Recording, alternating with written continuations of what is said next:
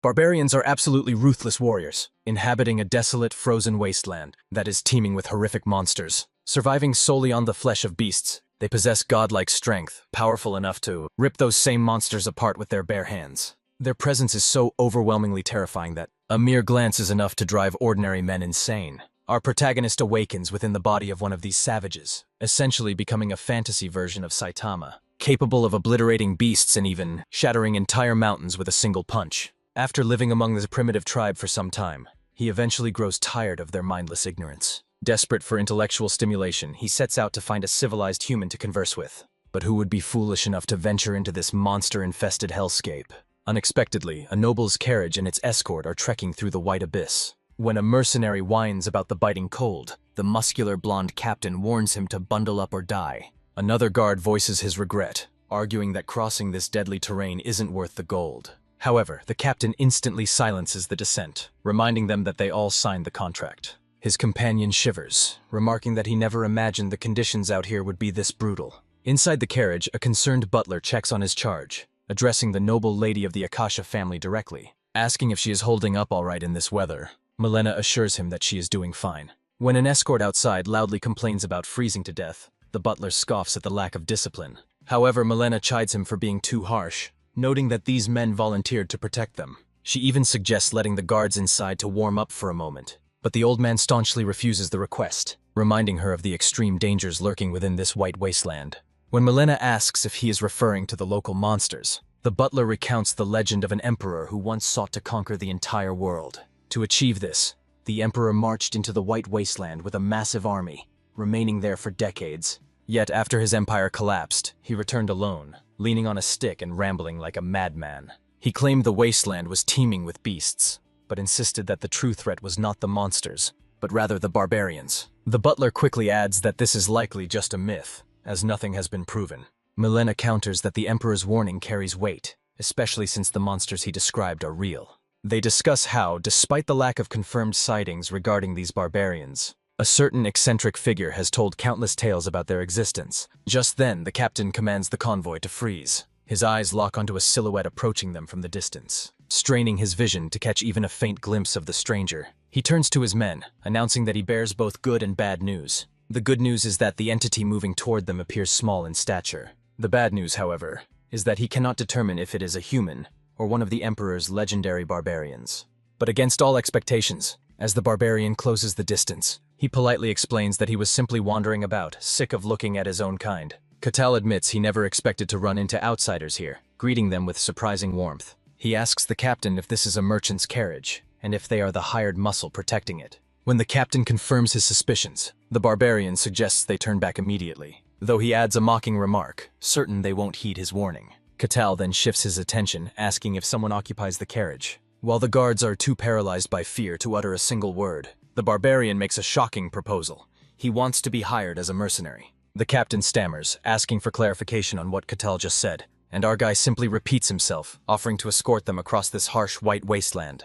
Disbelieving that a legend come to life merely wants a job, the captain asks if he holds any hostility toward them. Catal calls his bluff, stating that if he were truly an enemy, they would already be in their graves. The captain turns toward the carriage, asking Lady Milena if she heard the exchange. He awaits her command, but the noblewoman simply asks him about the likely outcome. She wants to know if they could win a fight against the giant, but the captain refuses to even entertain the thought. Hearing this, Milena orders him to accept the proposal and hire the barbarian immediately. The captain turns back to the towering warrior to deliver the verdict. He announces that this noble inside the carriage has accepted his terms. Catal is pleased by the news, though the sudden smile that cracks across his face is terrifying enough to make everyone present nearly wet themselves. Catal tells them to relax before promptly demanding an audience with their employer.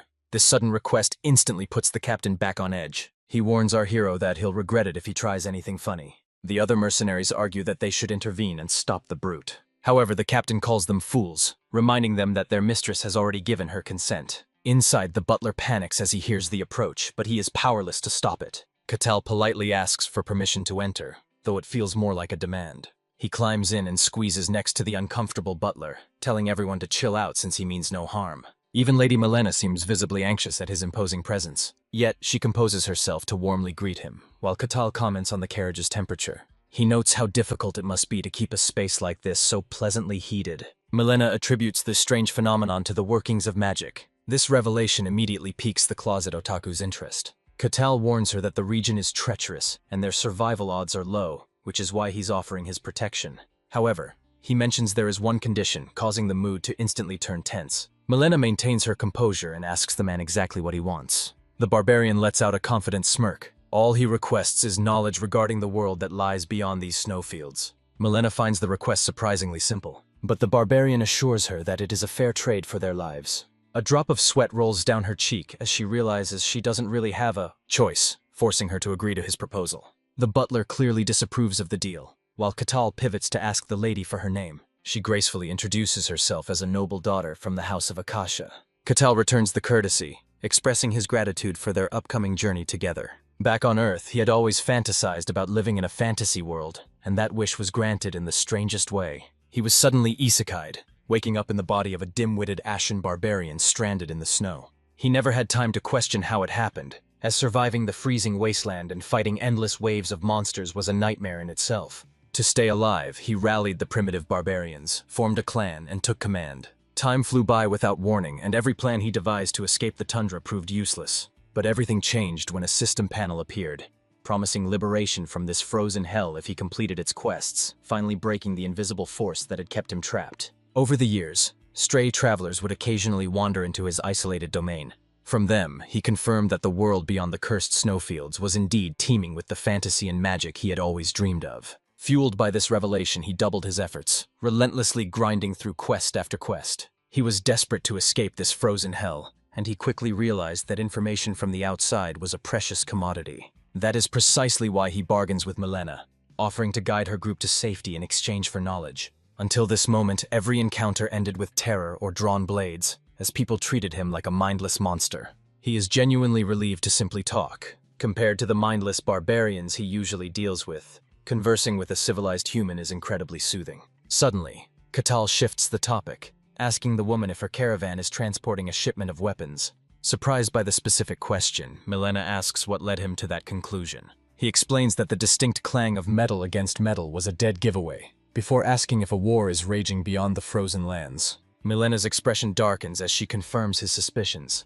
The Empire and the Kingdom are currently locked in a brutal conflict. She explains that while the massive empire seeks total conquest, the kingdom has miraculously managed to hold its ground. She attributes this stalemate to the legendary Swordmaster and the Hero, who stand as the guardians of the borders. Intrigued by these titles, Katal asks what kind of supernatural abilities these warriors possess. Shocked, Milena asks if he is truly ignorant of the mysteries, but the barbarian reminds her that he has never left the snowfields. The merchant explains that while her knowledge is limited, she knows for a fact that mystery is a tangible power in this world. Only a select few can tap into it, and their mastery determines which of the 5 ranks of strength they are granted. The lowest ranks consist of those who can merely sense the presence of mystery. Above them are those who can utilize it, but the pinnacle belongs to the elite. These masters can fully manifest power as mana or aura, earning prestigious titles like spirit summoners, mages, or knights. She explains that the ranks beyond that defy human comprehension, known simply as transcendence, beings capable of bending mystery through sheer will alone, much like the fabled Swordmaster.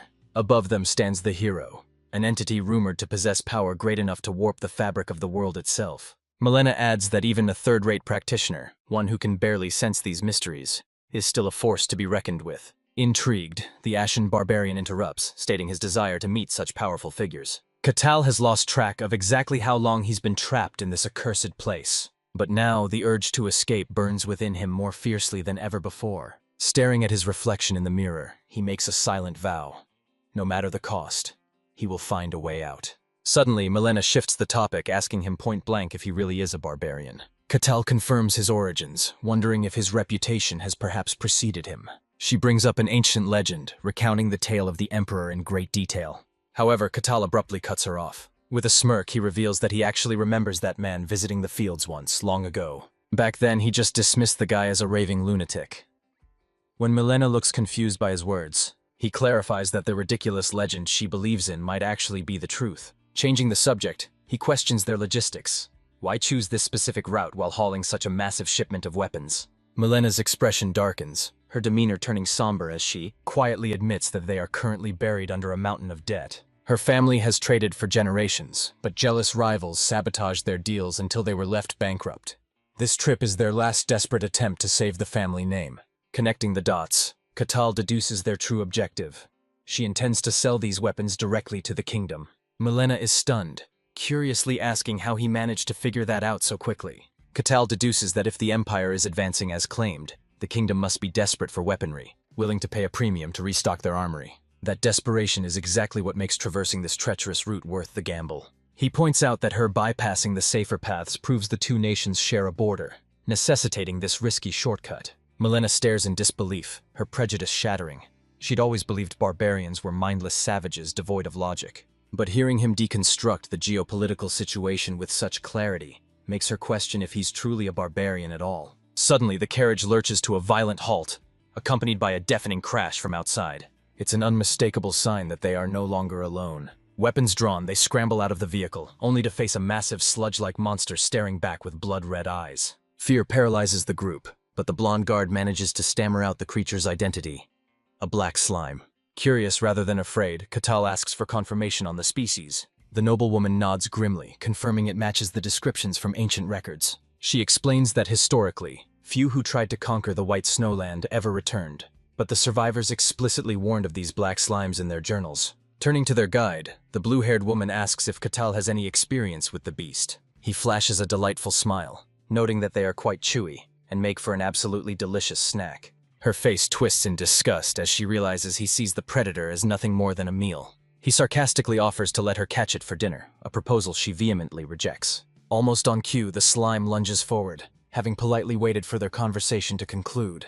Panic erupts and she screams Catal's name for help, but he remains completely unmoved. He stands there with a stoic, expressionless face, watching the chaos unfold. He coldly reminds them of their deal. He promised to protect their lives, meaning he won't lift a finger until they are on the brink of death. Terrified, the noblewoman demands to know exactly what he implies. Smirking, Catal assures her that the squad can handle a beast of this caliber, though his true motive is to gauge the outsider's strength. Suddenly, the gelatinous monstrosity materializes directly in front of the guards. The blonde captain immediately barks orders, commanding his men to raise their shields for defense. One of the mercenaries instantly complies with the directive. However, the defense proves futile against the creature's overwhelming mass, and the unfortunate soldier is violently knocked backward. Refusing to back down, the ponytail-sporting warrior leaps into the fray.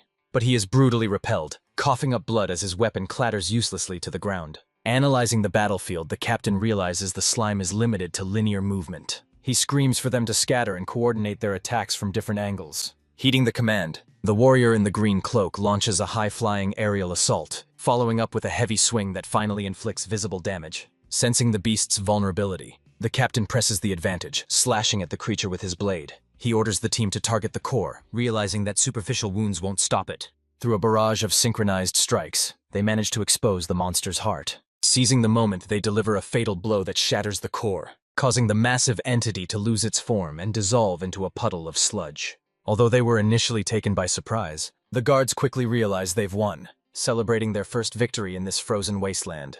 The triumph brings a smile to Milena's face, but before they can even catch their breath, a massive white bear lunges in front of the carriage, prompting a shout to aim for its neck. Reacting instantly, the group launches a coordinated attack, striking at once to finish the beast off. One of the guards scoffs, suggesting that the terrifying tales of this wasteland are nothing more than the bluffs of madmen. Their leader silences them with a stern warning, reminding the clumsy fools that they still have half the journey ahead of them. However, the man of the green hood turns his skepticism toward Catal, questioning if the legendary fighter is truly as strong as the Emperor's claim. He accuses Catal of merely freeloading, and insists that they should witness these supposed capabilities firsthand. The blue-haired lady listens intently to their bickering, asking what exactly they mean by a test.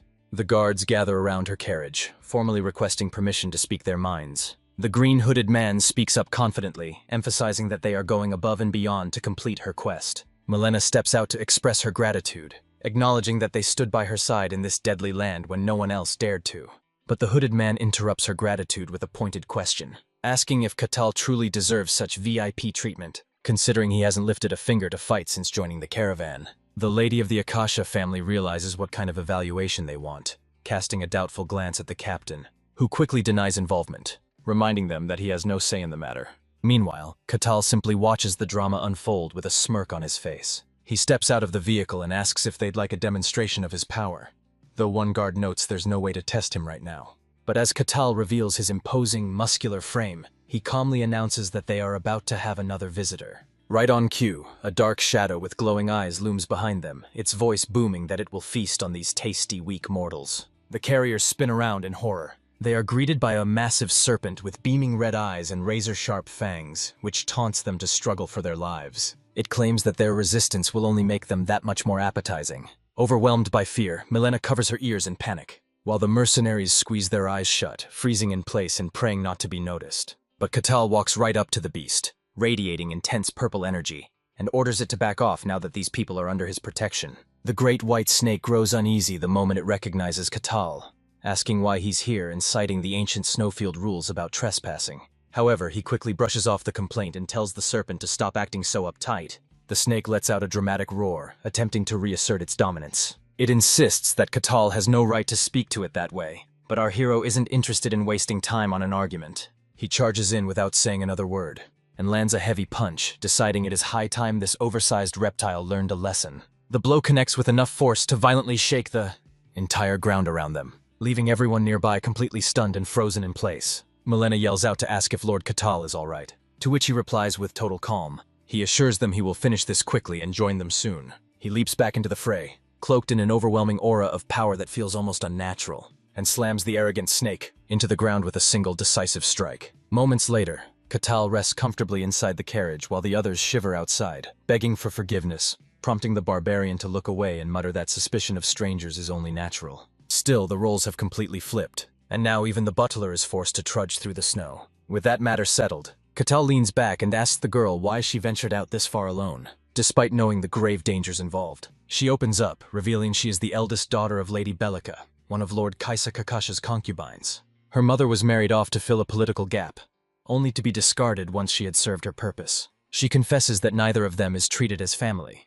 They are viewed as little more than disposable servants. Although she hadn't planned to share so much, the truth spills out before she can stop it. She admits she took on this grueling journey to prove her worth and carve out a name for herself in the family. Katal smirks, noting that she is both clever and ambitious, and perhaps a little greedy too.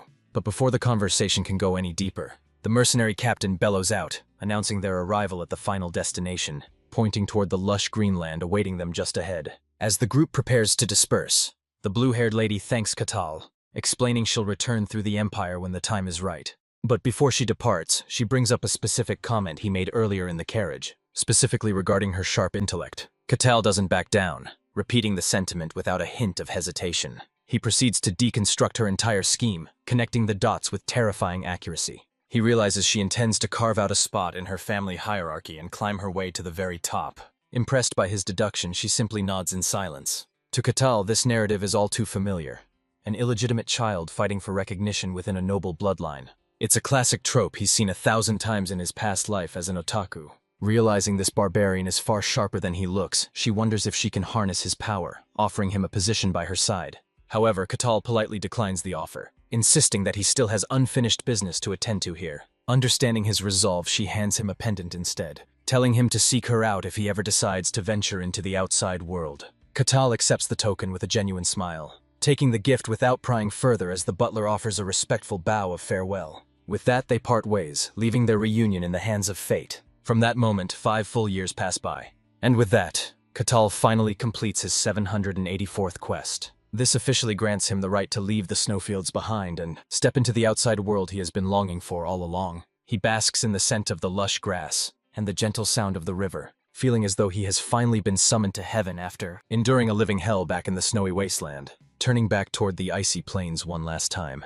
he curses the place, hoping with all his heart that he never has to return. He fantasizes about the pleasures of this magical world, a fervent desire that kept him alive all this time. He views the world beyond the snowfields as a realm where miracles are commonplace, and his gaze soon lands on the first civilized village he has ever encountered. He recalls trying to teach those idiotic barbarians about building shelter, but they preferred sleeping in holes dug into the snow. Having sorely missed the structure of actual human civilization, he wonders how he should go about greeting the inhabitants of this new world. He resolves to act like a gentleman and begins his approach toward the village. Meanwhile, over in the settlement, an elderly elf declares to his kin that this location is now their new home and instructs them to begin unpacking their belongings. However, one of the elves asks if this place is truly safe, and the elder reassures them, explaining that he has selected a remote location that is completely inaccessible to humans. He explains that the treacherous snowy fields surrounding them act as a natural deterrent against intruders. They don't even need to worry about monsters, since there are zero records of anyone surviving that frozen wasteland. To ensure absolute safety, they spent months constructing an ancient magical barrier that disguises the village as a simple forest. And if all else fails, they are protected by a powerful elven queen capable of repelling any threat. Right on cue, Katal casually strolls through their impenetrable barrier, as if it were nothing more than morning mist. He feels a faint resistance, similar to walking through a spiderweb, but simply shrugs it off and keeps moving. Suddenly, he spots a young elf girl standing just ahead. She looks absolutely devastated, as if she's been separated from her family. She frantically scans her surroundings, visibly consumed by panic. However, the moment her eyes lock onto the towering human greeting her with a friendly smile, her brain completely shuts down from the sheer shock. Her knees give out, and she collapses right on the spot. Katal catches her before she hits the ground, utterly confused by her reaction. He figures that if he returns the lost child to her village, the famously gentle elves will surely be grateful and welcome him with open arms. Blushing at the thought of being a hero, he carries her toward the settlement. But the moment he steps into view, the entire village erupts into pure chaos. The girl's mother instantly breaks down, sobbing as if she's watching a monster snatch her child away. The elder freezes in place, likely regretting his earlier boasts about the barrier's invincibility, and after a moment of stunned silence, he finally snaps back to reality, screaming that the perimeter is breached and demanding the queen's location, though she seems to be away on patrol. Katal attempts to de-escalate the situation, insisting that he means them no harm.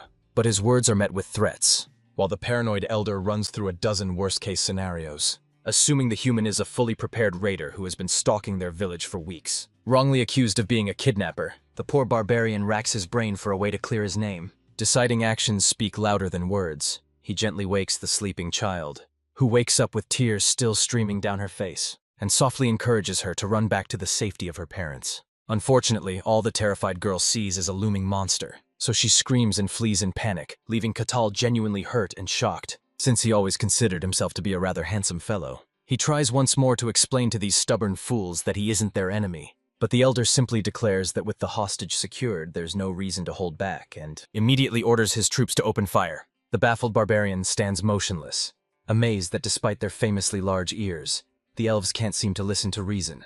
These elves are proving to be far more aggressive and savage than Katal ever imagined, making the legends of their peaceful, benevolent nature feel like a complete fabrication. Still, he tries to rationalize their violence as a natural defensive reaction to an intruder. Arrows rain down on him in relentless waves, yet every single projectile bounces off his skin harmlessly. With a simple clap of his hands, Katal unleashes a shockwave so powerful that several elves are swept completely off their feet, sent tumbling through the air like leaves in a gale. The village elder watches the scene unfold in silent disbelief, while Katal continues to insist that he means them absolutely no harm. He worries that this display of strength has only deepened their fear. But just as he considers pulling back, a sudden spike in temperature alerts him to a threat. A flaming arrow speeding toward him from behind, its blaze cutting sharply through the cold air. It turns out the queen, who had been away on patrol, has returned to defend her kin. Marsalia, the regal leader of the Leaf clan, demands an explanation for the chaos. Wasting no time, the old elf points an accusing finger at Katal, claiming the outsider attacked their village without provocation. Katal pleads with them to just let him speak, but the sight of him standing tall without a scratch leaves both Marsalia and the elder visibly unsettled. The queen spits out an insult about how disgusting humans are, then lunges at him, fully confident she can crush an intruder like him. Katal begins to suspect their aggression isn't just fear, but a symptom of the deep-rooted hatred between elves and humans. He remembers a lesson from the snowfields. People only listen once you land a solid hit. With that strategy in mind, he braces himself. Suddenly, the queen launches a devastating attack, manifesting her energy into the shape of a mighty dragon.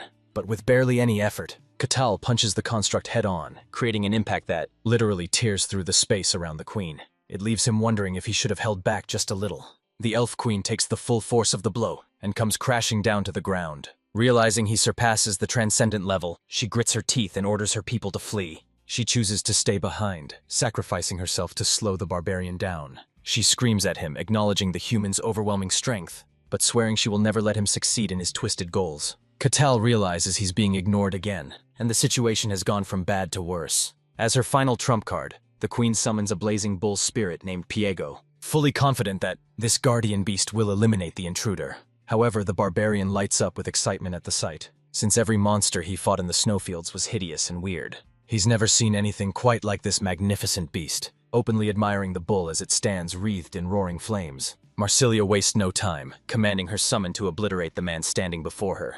The spirit appears to be a high-grade fire entity, older, prouder, and far more powerful than the usual fodder, as ancient spirits tend to be. Marsilia knows her strength alone wasn't enough to summon this. She had to beg another tribe for help to seal the contract. She never imagined she'd be forced to use it here, but now she orders the beast to fulfill its oath. The flaming bull, steady and stern, asks if his task is simply to annihilate the human standing there. But even the spirit begins to sweat nervously the moment he actually lays eyes on this so-called human. Meanwhile, our hero wonders what this creature actually is, seeing a summoned beast in real life for the first time. Katal is honestly just amazed by how strangely cute and majestic the summon looks to him. The elf queen turns to Pago, identifying the intruder on their sacred lands and demanding his immediate execution.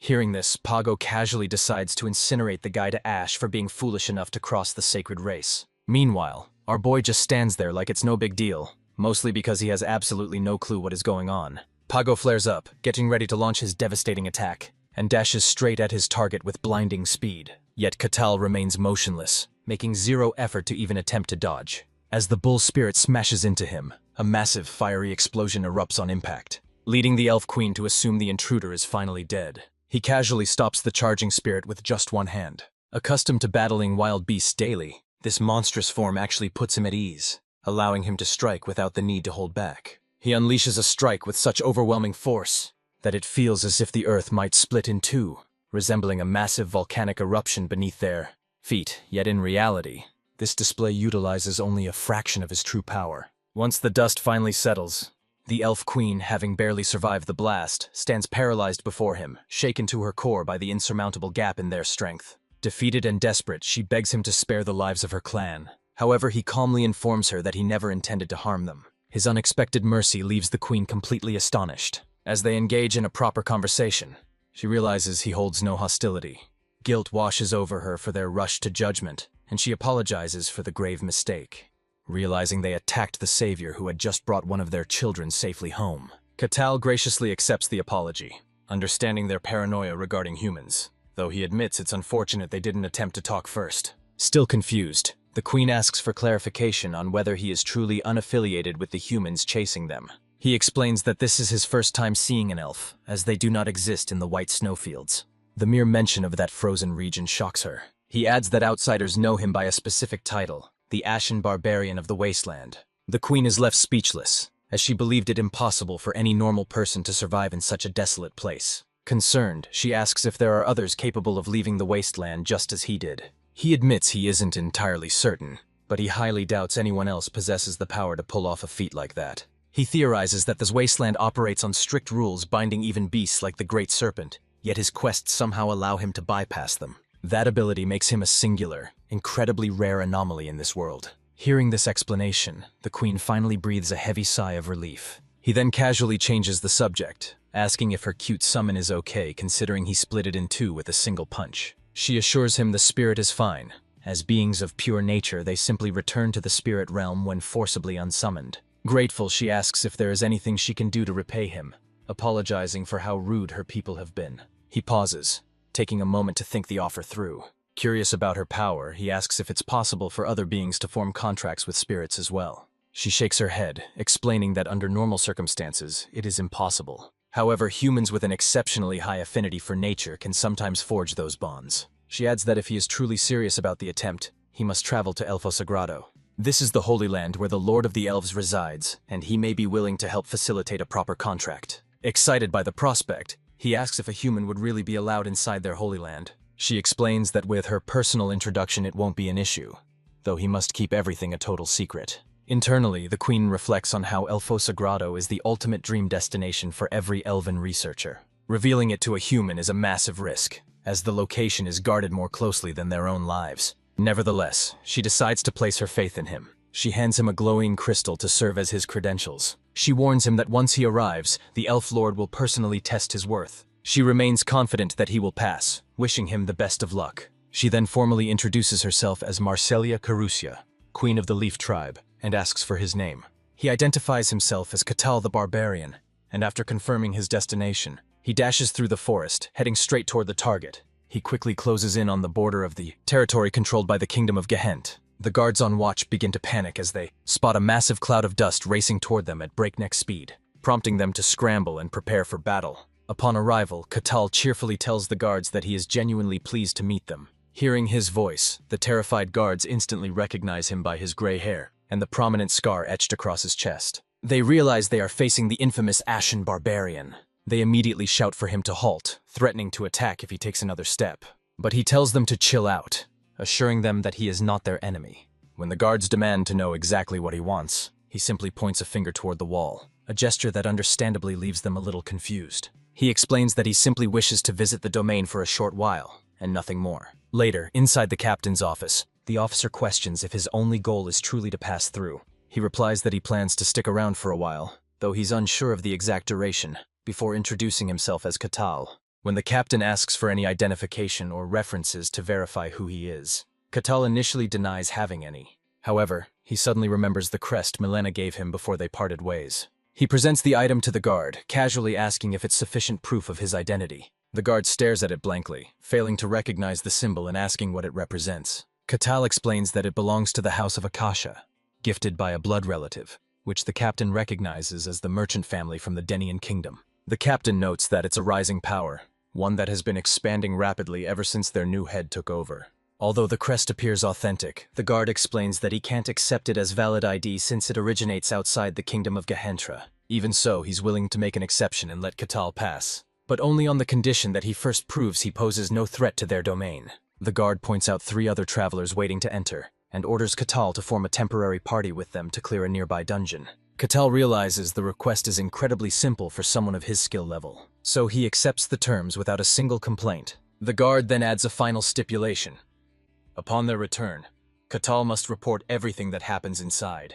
He immediately deduces the true purpose. The group is being forced to spy on one another so the guards can weed out anyone suspicious. The captain looks genuinely surprised by this deduction, questioning if Katal is actually a barbarian. He admits he always viewed them as mindless brutes, and Katal is the first one he's met who possesses any intellect. With everything clarified, the guard tells him to join the others so they can get moving. The scene shifts to Alessandro Terronis, a self-proclaimed paladin who laments the tragedy of being forced to dungeon crawl with a pouch-snatching rat. The thief, Cassin Hark, gets annoyed by the whining and asks if Tyrannus is projecting his anger because some other thief once ran off with his life savings. That comment sets Tyrannus off, and he gets irritated that a petty thief dares to insult a paladin like him. But Cassin shoots back that he is not even a real paladin, because if he was then, he would not be here in the first place. He also says Tyrannus is just another bottom feeder who clings to the title because his name sounds dumb. Tiredness becomes visibly mad on hearing that, and points his sword at the thief. But Cassin asks if he seriously thinks that his beat-up armor is going to save him, right as they are about to start fighting. The cleric Hayes politely asks them both to stop, and they listen even though they clearly want to throw down. Hayes starts wondering if it is really okay to dive into a dungeon with these 2 maniacs. As the minimum number of people required is 4, that means another person still has to arrive before they can go inside. Suddenly the door opens, and the guard steps in, announcing that their final member has just arrived. The thief jokes that hopefully it is not another whack job like the so-called paladin, and the guard just tells him to go look for himself. As Katal enters the room with a quiet but dominating aura, all 3 of them feel chills and freeze up, overwhelmed by fear as he casually walks in. With a cheerful smile that does not match his build at all, he tells them it is nice to meet his new party members. While everyone is still processing, the guard steps back and says they should talk things out among themselves since he will return shortly. After that, our boy suggests they start with introductions, and says that he is Katal the Barbarian. Then he turns to Cassin, who nearly chokes as he says he is a thief, while Sir Tyrannus announces that he is a paladin. Katal gets excited on hearing that because he knows paladins usually use holy powers. But Tyrannus quickly lets him down by saying he is a special kind of paladin who cannot use any of them. Next, the lady shyly introduces herself as Hayes, a cleric who serves the god Colossia. He asks why she is hesitating so much even though clerics are proud of their job. And she explains that it is because Colossia is the lord of lies and deceit, which makes him not very popular among the others. As they continue talking, the captain opens his door again and tells them they will be heading out now if everyone is ready to move. The whole party follows him without delay, and they finally arrive at the entrance of the dungeon. There, the captain shows them the front of the dungeon, and explains that it is a 3-floor dungeon filled mostly with undead monsters, and their mission is to clear it completely and return with the required proof. With that, Katal kicks off the raid and casually asks Kassan if he has a plan in mind. Hearing this, the thief suddenly gets nervous and addresses him as Sir Katal. So our boy tells him to drop the sword since they are a team, and should leave behind all formalities and fancy titles. Kassin hears that and decides to just act normal. So without hesitation, he says Katal and the warrior will hold the front lines while he checks for traps, and the nun supports them all from the rear. Katal is honestly impressed by the clean formation, and the other two agree as well. So with that, the team begins their exploration. Inside the dungeon, Hayes quietly thinks to herself that the place is far too dark, while the thief gets suspicious because there are none of the usual traps or tricks around. Suddenly, he tells everyone to stop moving because there are monsters nearby. He cannot see anything clearly, but there are bone fragments scattered on the floor, which are the remains of skeleton monsters that attack if anyone steps too close. Kassin realizes the guards lied about this being a simple test. They are using this high-level dungeon to quietly execute any suspects. Meanwhile, Katal feigns complete ignorance of the gravity of the situation. Kassin quickly explains the threat, noting that these undead monstrosities will keep fighting even after losing their limbs. Furthermore, being made entirely of bone grants them exceptionally high physical defense. He orders Hayes to ready her magic immediately. He signals Tyrannus to raise his shield and warns Katal to stay sharp, as this trial is far deadlier than anticipated. Kassin instructs the group to distract the enemies, giving him an opening to sever their necks, the only reliable way to put them down. However, Katal simply steps forward, closing the distance to the nearest skeleton. The undead creature suddenly springs into action, causing the rest of the party to brace for combat. But before it can even attack, Katal delivers a casual yet devastating slap, striking with such force that the monster is instantly pulverized into dust. The entire group freezes, staring in utter disbelief. Katal turns back to Kassan wearing a bright, innocent smile. He cheerfully agrees that aiming for the head works wonders, leaving poor Kassin to laugh nervously in confusion. That was definitely not the tactical precision he had in mind. Skeletons are reinforced by dungeon mana, making their solid bones nearly impossible for an average swordsman to cut through. Conventional logic dictates chipping away at the neck until it snaps, not obliterating the skull with a bare-handed slap. Kassin already knew the barbarian was strong, but this level of raw power is far beyond anything he anticipated. He seriously begins to question if Katal is even human, while the group stands frozen, staring at the pile of dust. Meanwhile, our protagonist simply suggests they keep moving as if nothing happened. Still shaken, they rush to his side, though Tyrannus and Hayes are silently praying they make it out of here alive. As they venture deeper into the dungeon's depths, Katal suddenly spots a lone skull resting on the floor, surrounded by scattered remains, causing the other three to instinctively brace themselves. They assume that this time, they might actually need to lend a hand in the fight. However, Katal turns and politely requests a favor, leaving the trio confused about what he could possibly need from them. He insists on fighting alone to test a theory, and the group steps back, curious to see what kind of experiment he's planning. Katal flashes them a quick expression of gratitude. Just as one of the undead constructs begins to reanimate, he watches with genuine fascination, wondering aloud how the bones piece themselves back together. The skeleton immediately launches a full-force swing, aiming to slice him in two with its rusted blade. But Katal effortlessly catches the steel between two fingers, snapping the weapon in half like a dry twig. He taunts the creature, asking for its next move, but the mindless undead shows no hesitation. It leaps into the air, committing to another desperate strike. Our hero smoothly sidesteps the attack, and firmly grabs hold of the skeleton's arm. He taunts the scrawny thing, asking exactly what it plans to do next. Without hesitation, he slams the severed arm into the floor. The impact is so violent that it instantly turns the bone to dust. The skeleton just stands there, staring at its missing limb in visible confusion. Then it tries to act tough to save face. It squares up, posturing like a gangster. It raises its remaining hand, desperate to fight for its undead life. But Katal's sadistic bullying is far from over.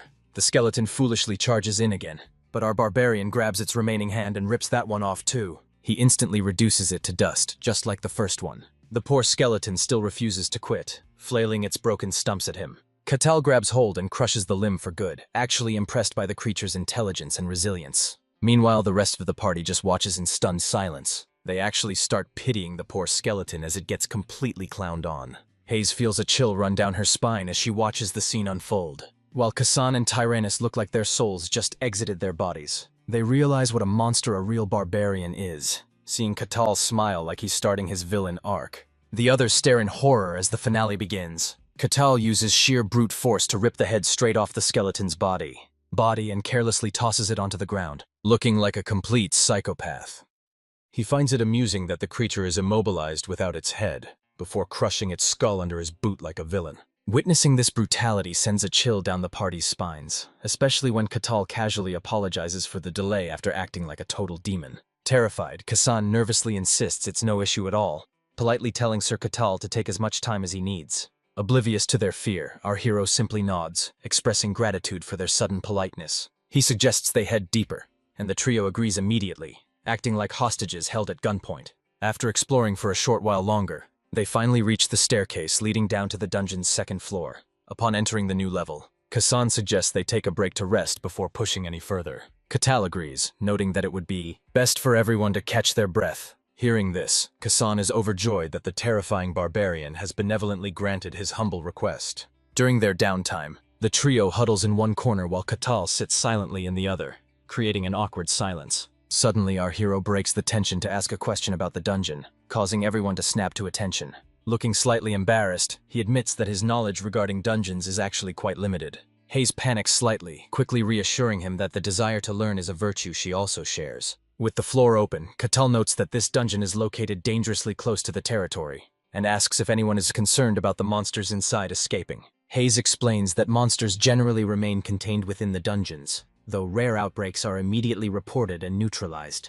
Kassan chimes in, noting that since dungeons are treated as unpredictable natural disasters, their physical forms vary wildly, sometimes appearing as subterranean caves, while others manifest as looming towers, yet they inevitably spawn near densely populated areas. This explanation helps Katal understand why this specific dungeon appeared in this location. Hayes adds that local lords usually assess the threat level before deploying guards, though adventurers are often hired to clear them as well. Processing this information, Katal finds it intriguing that dungeons never spawn directly inside settlements, a fact Kassan confirms as an absolute rule. Eyes lighting up with greed, Katal asks if there is a payout for a successful conquest. Hayes nods, explaining that a powerful boss guards the final floor, and defeating it yields massive rewards, especially in a dungeon of this scale. A wide grin spreads across Katal's face as he mutters that it's exactly like a video game. When the nun questions his strange comment, he quickly dismisses it as rambling, before pivoting to ask who actually creates these structures. Taken aback by the query, Hayes replies that no one builds them.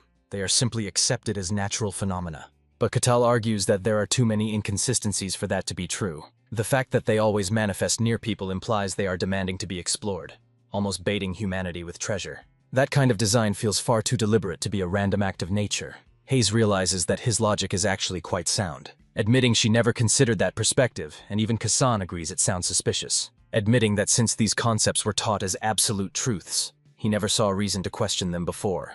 Kassan, however, is baffled by how a barbarian possesses the intellect to challenge the fundamental laws of their world. According to common knowledge, his kind are supposed to be nothing more than brainless savages. Yet it is becoming increasingly clear that Katal defies every stereotype in the book. Our protagonist finds their little philosophical debate quite intriguing. Deciding it's time to press on, he asks if everyone has recovered their stamina. Once the group confirms they are ready to move, he takes the lead, guiding them deeper into the dungeon's unknown depths. After wandering through the winding corridors for quite some time, the party suddenly stumbles upon a rare treasure chest. Kassan explains that this is a genuine labyrinth reward, but claiming the loot requires overcoming the complex lock mechanism first. Examining the device, the thief realizes that cracking a chest of this quality would require a master lockpicker. Since a professional of that caliber wouldn't be caught dead in a place like this, he assumes they'll have to leave the treasure behind. But Katal immediately turns to him, insisting he open it since lockpicking is literally the thief's primary function. He emphasizes that this is his one job on the team, causing Kassan to start sweating buckets. The problem is, if Kassan were actually capable of such a feat, he wouldn't be stuck in this trash-tier dungeon. In reality, he's just a discount ninja, a bottom-feeding peasant who isn't even acknowledged by the official Thieves Guild. However, he can't bring himself to admit that, especially when the barbarian is looking at him with such high expectations. If he admits that he can't handle the job, then all of Katal's excitement will instantly sour into murderous disappointment, and letting down a barbarian likely means ending up just like that pulverized skeleton. Left with no choice, he decides to give it a shot. He retrieves his lockpicking tools, while Katal hovers behind him, watching with the childlike glee of seeing a real thief at work. With the barbarian looming over him, Kassan desperately tries to recall the techniques he observed while working as a porter for actual thieves. He focuses intensely, convinced that failing to open this chest is a one-way ticket to the grave. That overwhelming pressure inadvertently triggers his hidden skill, Cry of the Soul. Moments later, a faint click resonates, causing Catal to worry that he broke the mechanism. Instead, the lid slowly creaks open, and the sight is so relieving that Cassin bursts into tears of pure joy. Hayes is stunned, believing only elite thieves can pick such locks, which convinces her that Cassan is a true professional. Even Catal is impressed by the unexpected success, offering genuine praise for the job well done. While Cassin plays it cool, in reality he has absolutely no idea how he managed to pull it off. He always prided himself on surviving, but realizing his latent potential makes him question if he's been living a lie this entire time. While Cassin spirals into an existential crisis, Catal asks about the loot's value, and Hayes confirms it's enough to support a family in luxury for a month. Hearing this, a satisfied smile spreads across Catal's face. He instructs Cassin to gather up the valuable rewards, and carefully remove the items from the chest. However, the porter nearly wets himself when they catch him trying to sneakily pocket some of the gold. When questioned about his jittery behavior, he awkwardly denies everything, pretending absolutely nothing is wrong. Moments later, the group stumbles upon a random heap of bones scattered across the dungeon floor. Spotting 4 distinct sets, the barbarian volunteers to take on 3 of them, leaving the final undead warrior for the rest of the party to handle. The team agrees to the strategy, though they quietly wonder if this skirmish will even qualify as a legitimate battle. However, the moment they step within striking range of the skeletal remains, the bones rattle and reassemble themselves, ferociously roaring as they prepare to ambush the intruders. Everyone immediately shifts into combat stances, with Catal confidently taunting the enemies to bring it on. Cassin charges in first, landing a clean opening strike. But just as the other 3 skeletons attempt to gang up on him, our protagonist casually grabs them, locking them in a bear hug to prevent interference. He warns the undead mobs not to interrupt. Intending to observe how his teammates handle themselves in a fight, Cassin dashes toward the lone skeleton, slashing at its neck with his blade, though the blow fails to shatter it. Seizing the opening, the skeleton swings back with a counterattack. Tyrannus successfully intercepts the blow with his massive shield. Meanwhile, Hayes casts Shadow of Confusion on Tyrannus' sword, using the enchantment to drive a devastating strike into the skeleton's nape. The attack lands cleanly, yielding immediate results. A jagged crack splinters across the monster's thick neckbone. Witnessing such seamless teamwork from a newly formed party genuinely impresses Catal, as it's rare for strangers to sync up so perfectly. With a casual motion, he crushes his 3 skeletal opponents into dust, and decides to sit back and watch now that the distractions are gone. When the trio notices him standing there, calmly observing the chaos, they realize the barbarian is testing them, and showing weakness now would be a fatal mistake. Desperate to prove their worth, they combine their forces against the remaining skeleton, leaving the creature to meet its swift and inevitable end. With the final enemy crumbling into dust, the 3 exhausted adventurers collapse to catch their breath. However, after assessing their average combat skills during the skirmish, Catal concludes that the humans who accompanied Milena were significantly stronger. As they descend to the 3rd floor, the density of skeletons increases drastically. But with Catal taking point and clearing the path, the party advances without facing any real resistance. And it feels nothing like a dungeon, because he makes the way too easy. After some time, they finally reach the deepest part of the dungeon, where the boss of the entire dungeon, called the Skeleton Knight, is sitting ominously on a throne. Seeing the Skeleton Knight up close, the other 3 are completely terrified, and Hayes is unable to understand why something like that would even be here. Catal asks if this skeleton is any different from the others they have faced so far, and she replies that it is much, much stronger compared to anything they have seen. She goes on to explain that the Skeleton Knight is a powerful monster who freely wields both a long sword and a heavy shield. They honestly have no chance against it unless they have a fighter at least on the level of an elite knight on their side, so their chances of surviving this fight are pretty much equal to 0 right now. Our boy gets curious and asks what happens if they cannot clear it and decide to retreat instead. Hayes explains that the territory will send a request for confirmation, and if it is confirmed to be a true report, then it will likely be dealt with by the authorities fairly quickly. Hearing that, our boy smiles to himself while saying that it sounds pretty reasonable, before he starts walking straight toward the Skeleton Knight. Seeing that, the other 3 just stand there, frozen in confusion about what exactly he plans to do.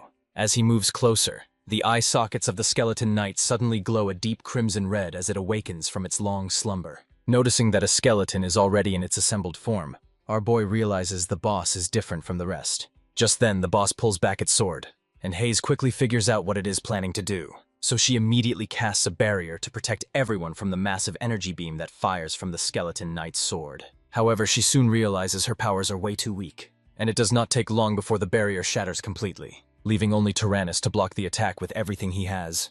While Hayes gasps desperately for air, the paladin barely manages to hold back the devastating blow. But what really catches his attention is that a single strike from a monster has enough raw force to destroy both a magical barrier and a frontline tank, making it very clear that the edgy boss covered in heavy armor is definitely no joke. At that moment, the skeleton stares him down with a lethal, glowing glare. Then, without warning, it launches itself forward at breakneck speed. Yet, true to form, he remains completely unfazed and motionless. He delivers a casual jab, striking with such force that the boss's bones instantly vaporize. Hit with the impact of a speeding truck, the poor skeleton's upper torso is blown clean off. The spectacle leaves the rest of the party standing there, jaws dropped in utter disbelief. Meanwhile, the barbarian casually dusts off his hands, disappointed that the fight ended so abruptly. Suddenly, something else in the room catches his attention. He immediately shouts for Casson to get over there. Pointing to an ornate treasure chest resting at the back of the dungeon, he asks if the thief can pick the lock. Casson immediately shuts him down, explaining that the high-grade mechanism is far beyond his current skill level. He sighs, muttering about what a tragedy it is to find loot they can't even access. That is, until he watches the barbarian wind up and smack the wooden chest so hard it starts smoking from the friction. Tyranness and Hayes look on in frozen shock. The barbarian just grins, declaring that rewards earned through violence are always the best kind, before telling Casson to handle the contents. The thief is baffled that someone just brute-forced a chest, wondering why he was even asked to pick the lock when smashing it was clearly an option. Anyway, with the loot secured, it's time to move. The party exits the dungeon, but the barbarian is caught off guard the moment he steps outside. Without warning, the entrance behind them completely collapses. Casson barely reacts, explaining that dungeons crumble once fully cleared, confirming they didn't miss a single secret room. The revelation that secret rooms exist only fuels his excitement, making him even more eager for future dungeon dives and the untold treasures waiting to be discovered. Back at the border, the guard is left dumbfounded when he sees the ragtag party return completely unharmed. Sweating bullets, he nervously asks the group for a status report, only for the barbarian to chirp up and declare the mission an absolute blast. Unsettled by this strange energy, the guard proceeds to the next phase, interrogating them individually to find dirt on one another. Hayes goes first, calmly stating that nothing unusual or problematic occurred during the expedition. The captain remains skeptical, pressing her on whether a savage barbarian should really be allowed within their borders. She hesitates for a moment, realizing the interrogation is a trap designed to flag potential threats. Next is Kassan, who firmly asserts that Katal isn't some mindless brute looking to cause trouble. The guard is baffled to hear that someone with such immense power didn't abuse it or terrorize his own teammates. Finally, it's Katal's turn, and he surprises the official by offering nothing but genuine praise for his companions. This completely throws the guard off, as he's used to parties blaming and trash-talking each other during debriefings. With no valid reason to deny them, he grants them entry, warning that they'll be exiled at the first sign of trouble. He then hands over a heavy sack of gold coins as their reward for clearing the dungeon, and seeing Katal's disarming smile, the guard doesn't even dare to skim a cut for himself. With the gold in hand, Katal immediately turns to his comrades, urging them to take their cut, though they initially try to refuse the offer. However, he insists, emphasizing that it's only fair since they conquered the dungeon as a team. He suggests grabbing a few drinks to celebrate their first successful mission together, and the others nervously agree, mostly because they aren't quite sure how to say no to the imposing ashen barbarian. As the group strolls toward the main gate, the guard captain watches Katal closely from behind, his suspicion growing with every step. He knows that anyone capable of one-shotting a dungeon boss possesses strength rivaling, or perhaps exceeding, an elite knight. Consequently, the guard quietly orders his men to keep a close eye on Katal, while he rushes off to report directly to the lord of the domain. Arriving at the lord's luxurious mansion, the guard is granted entry and steps into the private chambers. Inside, Luke Barkin, lord of the Barkin domain within the kingdom of Gehentra, calmly demands the reason for this interruption, prompting the captain to announce that the barbarian from the rumors has finally appeared. Shifting his attention, Lord Barkin turns to the guard captain and asks if he actually granted the barbarian permission to enter. The captain nods, admitting he did, assuming at the time that it wouldn't cause any significant trouble. Lord Barkin raises a brow, questioning what sort of problem has changed his mind. The captain explains that the barbarian appears far too powerful and might stir up serious chaos within the city. Intrigued, Lord Barkin leans in and asks just how strong this stranger really is, to which the captain reveals that the man obliterated a skeleton knight with a single blow. Hearing this, Lord Barkin's eyes shoot wide open in shock. Typically, a skeleton knight poses a lethal challenge even for trained knights, yet here we have a mere barbarian.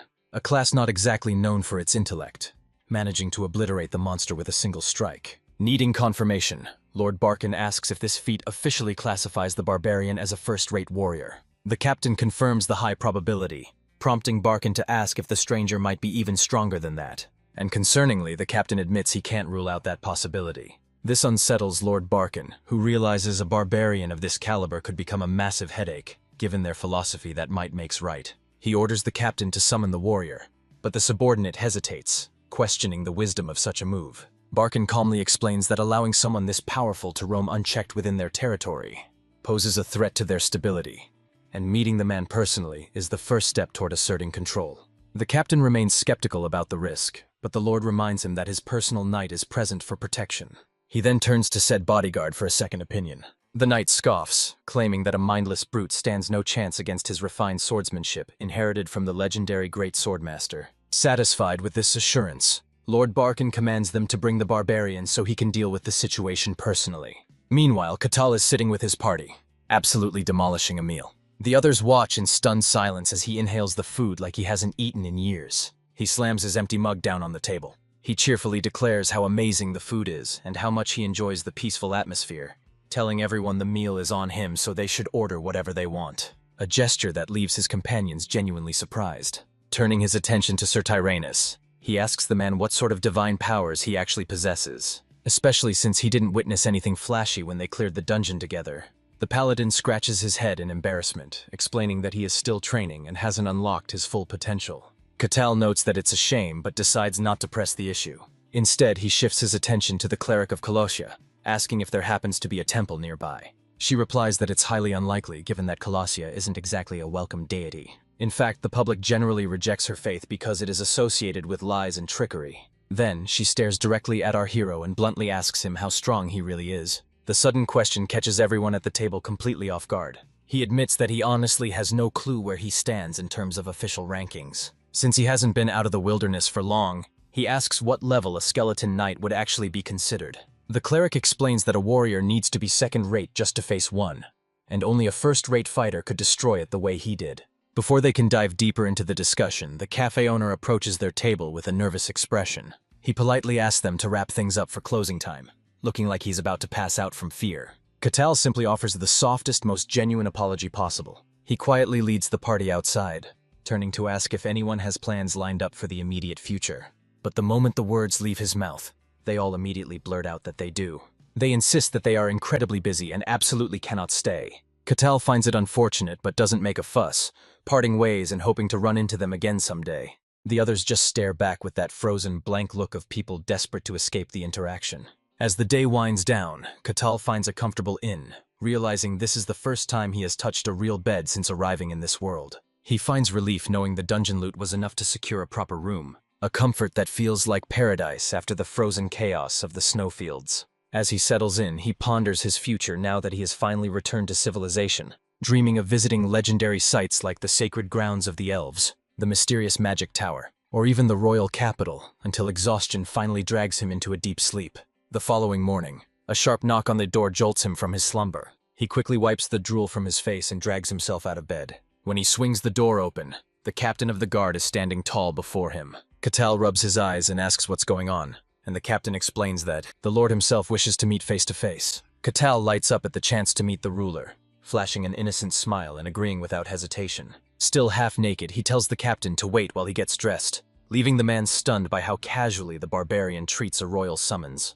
The scene shifts to the bustling streets of the lord's domain, where the bright daylight finally allows Katal to take in his surroundings. He is stunned by the city's beauty compared to the shadows of the previous night, realizing he truly lucked out by finding this place. Meanwhile, the captain walks ahead, visibly stressed as he wonders what the unpredictable barbarian is doing behind him. He decides not to look back, simply praying they reach the mansion before anything weird happens. Upon reaching the gates, the captain announces their arrival to Lord Barkin, who welcomes them inside, extending a hand in greeting. He introduces himself with calm authority, and Katal politely responds with a handshake, even bowing his head respectfully as he states his name. This leaves the lord visibly stunned, as barbarians are rarely known for such manners, and he wonders if he has finally lived long enough to witness every anomaly under the sun. Recovering, he compliments Katal's etiquette and gestures for him to take a seat. Katal scans the room, his eyes filled with curiosity, finding himself impressed by the castle's design, which reminds him of medieval architecture back on Earth. But soon his gaze lands on the knight standing beside the lord,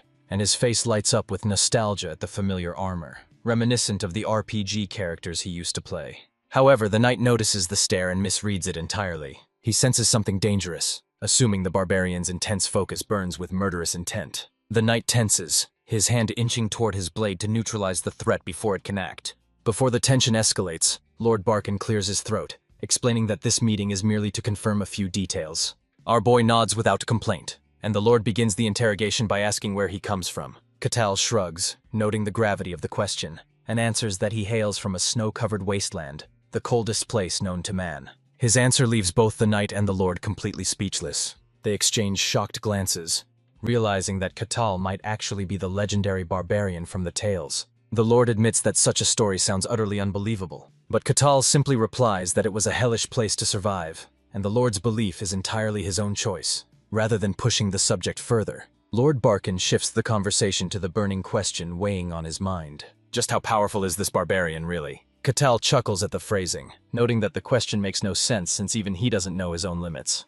After hearing this, the two men share another loaded glance. Without missing a beat, the Lord proposes a sparring match between Catal and his knight to gauge his strength, offering a handsome reward while our hero tries to fully process the sudden turn of events. The Lord sets strict ground rules, emphasizing that this is not a death match and hoping the barbarian can actually show restraint, to which our hero gladly agrees without a moment's hesitation. The Lord and the knight stare quietly as Catal gets visibly excited at the prospect of facing a fantasy world knight blessed with mystical powers, eager to witness that power firsthand. To them, however, it seems the barbarian cannot contain his savage lust for battle, no matter how polite he pretends to be, which unnerves them both to their core. Finally, the long-awaited moment of truth arrives, and the sparring match begins inside the arena, where the two combatants take their places, standing face-to-face as rivals. Hoping to avoid unnecessary bloodshed, the Lord officially commences the duel, signaling the start with the ring of a bronze bell. The knight immediately boasts, telling Catal he should feel honored to witness such refined swordsmanship. Catal simply agrees, maintaining a demeanor of absolute calm. However, the knight takes offense, insulted that a lowly barbarian would dare stand so casually before him. Wasting no time, he lunges forward, eager to demonstrate the massive gap in their strength. As he prepares to thrust his blade, the weapon suddenly appears to split into 3 separate swords, catching Catal momentarily by surprise. At first glance, the triple blades seem like a mere illusion, but he quickly realizes that all 3 steel tips are dangerously real. As our boy weaves through the barrage, dodging every single strike, he wonders if such a flashy gimmick can even be considered true swordsmanship. The knight, misreading the situation, assumes his opponent is barely scraping by on luck. Impressed but impatient, he decides to end it with a final, all-out thrust. But in that instant, our boy simply lifts his hand and flicks the blade, shattering the steel into pieces, along with the knight's fragile pride. He then grabs the knight's armor, gripping the metal plate as if it were mere cloth, before effortlessly tossing him across the arena. This display creates a situation that makes Lord Balkan sweat bullets. The moment the match comes to an end, the Lord stares in disbelief, watching his finest warrior get obliterated in a single blow. Shaken by the terrifying strength the barbarian just displayed, he watches our boy turn and casually ask if they're done. Lord Balkan fumbles for words, struggling to process the impossible scene before his eyes. He realizes that anyone capable of flattening a top-level knight like this must be superhuman, at the very least. Though he still has no clear method to measure the true depths of this power. That uncertainty puts him on edge, knowing an unpredictable force like this could shatter the world's fragile balance. He decides to report this to the Swordmaster, hoping this event is interesting enough to catch the old man's attention when he arrives. Suddenly, a familiar voice calls out from right beside him. Startled, he turns to find the old Swordmaster is already standing there. This makes him sigh as he quietly mutters under his breath, complaining that the old man's creepy habit of sneaking up on people hasn't changed a bit. Swordmaster Kane chuckles, remarking that he needs his fun, before getting straight to the point of his visit. Lord Balkan rises to greet him, stating it's an honor to be visited by Master Kane on such short notice. Meanwhile, the injured knight lies groaning in his recovery bed. Suddenly, the door swings open and Lord Balkan walks in for an unannounced visit, immediately asking about his subordinate's condition. The knight scrambles up, stammering that he'll recover soon while apologizing profusely for his loss. But then Kane steps in, telling the knight that his apology should be directed toward him instead, since this foolish student somehow managed to suffer a defeat against a mere random barbarian. The Swordmaster decides to take a closer look at the boy's condition. He notices that although the armor is wrecked beyond repair, there isn't a single scratch on his actual body. He wouldn't have been shocked if the knight had died, yet the lack of injury proves the barbarian held back on purpose. Master Kane shares his analysis, explaining that their opponent wasn't just a brawny brute, but a warrior capable of terrifying precision. He notes that the man far surpasses the level of an ordinary knight, implying that he is operating on a superhuman level to show such mercy. This revelation sends both Lord Balkan and the defeated knight into stunned silence. Lord Balkan nervously clears his throat before speaking up, asking how the barbarian's strength compares to that of the swordmaster himself. Kane replies with absolute confidence that even if the barbarian is superhuman, he is no match for a true swordmaster. Lord Balkan breaks into a cold sweat as the master continues, noting that the barbarian fought without aura, a feat that should be impossible. Kane wonders if this raw power represents the true potential of the infamous Ashen barbarian. He begins recalling how he once laughed off the ancient tales as mere superstition. But now that a man has actually descended from the White Steps, he starts to suspect that those terrifying legends might actually hold some truth. He questions whether this entity is even human at all, or just another beast from that cursed land. However, he reminds himself that a true monster would never have shown mercy to a helpless human knight. Even with that logic, the mystery remains as to why someone from that frozen wasteland would appear at this specific moment. Lord Balkan watches the master sink into silence and grows uneasy, finally asking if everything is all right. The master brushes it off, stating that such concerns belong to another time, before making a quick comment about the situation, complaining about how the emperor keeps making the most absurd demands. He advises the lord to set those worries aside for the moment. Then, he inquires if the barbarian is still within his territory, which the lord confirms. With a scoff, the master decides he needs to see this stranger for himself. Meanwhile, back at Lord Barkan's mansion, the captain asks about Katal's next move, but our protagonist isn't quite sure yet. Just moments ago, the captain had handed over the reward for the duel, and the lord personally granted him full autonomy to roam the domain without interference. Katal figures that while he lacks a plan, he definitely needs some form of identification, so he doesn't have to clear a dungeon every time he crosses a border. The Night Guard captain explains there are two solutions: either secure a high-status sponsor or join the mercenaries. However, since most mercenaries are glorified errand boys, the captain suggests a legend like Katal would be far better off finding a noble sponsor. But the moment the word mercenary drops, our boy flushes with excitement. To him, mercenaries are the cool, monster-hunting adventurers from his wildest fantasies. Grinning ear to ear, he immediately asks the captain where he can sign up. Taken aback, the man awkwardly points him toward the local guild. Wearing the expression of a man who just fell in love, our boy politely asks the captain to lead the way. You see, while some view these wandering nomads as romantic figures, society generally regards mercenaries as bottom-tier scum. They're treated as cannon fodder for dirty work, often losing their lives just trying to scrape by. Later at the guild hall, tensions boil over as one mercenary slaps another in a fit of rage. The opponent matches his rage, daring the scumbag to make the first move. Meanwhile, the other mercenaries treat the brawl like a spectator sport, even placing bets on the outcome, while the two madmen tear into each other for absolutely no reason. Nearby, a pink-haired receptionist asks her colleague, Rosa, for her honest opinion on the new recruits. Looking like she'd rather die than finish her shift, the blonde replies that the current batch is nothing but a circus of weirdos. First is a delusional man playing paladin without powers. Next is a thief who looks like a Sekiro reject. And finally, a priestess who is normal but worships a god so sketchy that no one trusts her. The description leaves the pink-haired girl speechless, while Rosa sighs, lamenting her dead-end job babysitting these brain-dead monkeys. She silently prays for a handsome knight to sweep her away from this administrative hell. And just as the thought crosses her mind, the guild doors swing open with dramatic flair. Rosa instantly snaps out of her daydream, forcing herself back into professional customer service mode. Radiating an aura of undeniable dominance, our boy makes his grand entrance into the guild. Every brawler in the room freezes instantly, paralyzed by the terrifying presence of the Ashen barbarian. Even the veteran mercenaries are left gawking, their jaws practically hitting the floor. The sudden silence confuses Katal, making him wonder if he did something strange, but he ignores it, and calmly approaches the reception counter.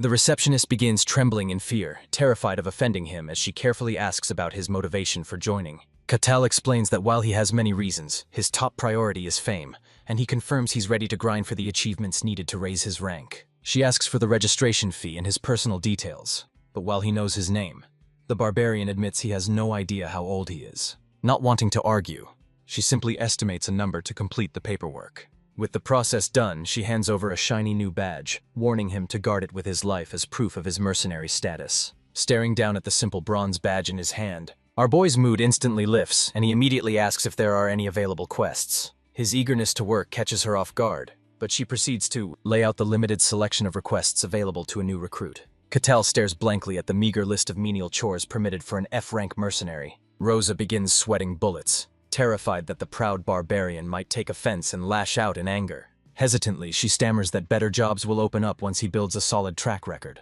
To her surprise, however, he doesn't complain and makes a quick decision. He points directly to a simple herb-gathering request. Rosa blinks in confusion, asking if he's truly satisfied with such a humble task. Catal confirms his choice and asks for details on where to find the target vegetation. The receptionist produces an illustration of a red plant, explaining that they grow just outside the village. With a cheerful nod, our boy declares he's on the job and promptly heads for the exit, leaving her completely baffled by the sheer level of chill he's radiating. Once the door swings shut behind him, Rosa remains frozen in confusion while her colleague walks over, still trembling with fear. The scene shifts to the forest, located just outside the village, where Catal locates a clearing that is absolutely teeming with the medicinal herbs. Without wasting a second, he begins stripping off his clothes. Donning a straw hat to beat the heat, he sets to work, harvesting the herbs with professional efficiency. Barely an hour later, he returns to the guild and slams a massive sack onto the counter for Rosa to inspect. Flashing an innocent smile, he asks if the yield is sufficient, leaving Rosa to wonder if he decimated an entire ecosystem. However, her shock quickly turns to amazement when she notices the pristine condition of the plants. Most mercenaries rip them out like savages, ruining the quality, but his touch was incredibly delicate. Seeing her reaction, Catal proudly boasts about how skilled he is with his fingers, a comment that makes Rosa visibly uncomfortable. Ignoring the awkwardness, she hands over his reward, a single silver coin, barely enough to buy a stale piece of bread. Yet, for Catal, the sensation of earning money through honest sweat and hard labor fills him with an oddly wholesome sense of fulfillment. Energized, he leaps from his chair and immediately demands the next available assignment. Rosa is completely dumbfounded, unable to comprehend how a barbarian could be this thrilled over pocket change. To her surprise, he insists on cramming in as many tasks as possible before the sun goes down. The poor girl internally weeps, realizing this handsome recruit is just as much of a weirdo as the rest of them. True to his word, the barbarian hero blitzes through a series of quests, eventually signing up for his third cleaning job in a row. This odd pattern leads the receptionist to suspect that he might be some sort of obsessive clean freak. Despite her reservations, she confirms the quest for him. Thrilled by the prospect of more manual labor, he cheerfully marches off toward the warehouse. Upon arrival, he startles the owner, politely introducing himself as the cleaning crew she requested. The job is finished in record time, as moving heavy crates is hardly a workout for someone with his monstrous strength. Moving to the streets, he grabs a broom and sweeps with such vigor that he creates a dust storm, though he quickly learns to dial back his power. Meanwhile, Master Kane observes from a distance, peering through his binoculars while clad in a hilariously suspicious second-hand disguise. He squints, trying to understand the barbarian's game plan. Surely a man with empire-toppling strength shouldn't waste time on menial chores when he could live like a king. Yet the longer he watches, the more he realizes that the barbarian isn't just killing time, but actually seems to enjoy the labor, putting in genuine effort. Which leaves the master baffled as to why this warrior behaves more like a gentle giant than a ruthless beast. Later that day, after wrapping up a marathon of odd jobs, our boy arrives at the guild, where the receptionist hands him a coin pouch for clearing 15 different quests in a single day. He accepts the 15 silver coins with a beaming smile, promising to return the very next day. As he strolls through the town, small children burst into tears at the mere sight of him, and adults stare with the judgment intense enough to melt stone. But he simply minds his own business, and cheerfully makes his way toward the local library. As he steps inside the building, the librarian greets him with a hesitant smile, only to freeze when his massive frame looms over her.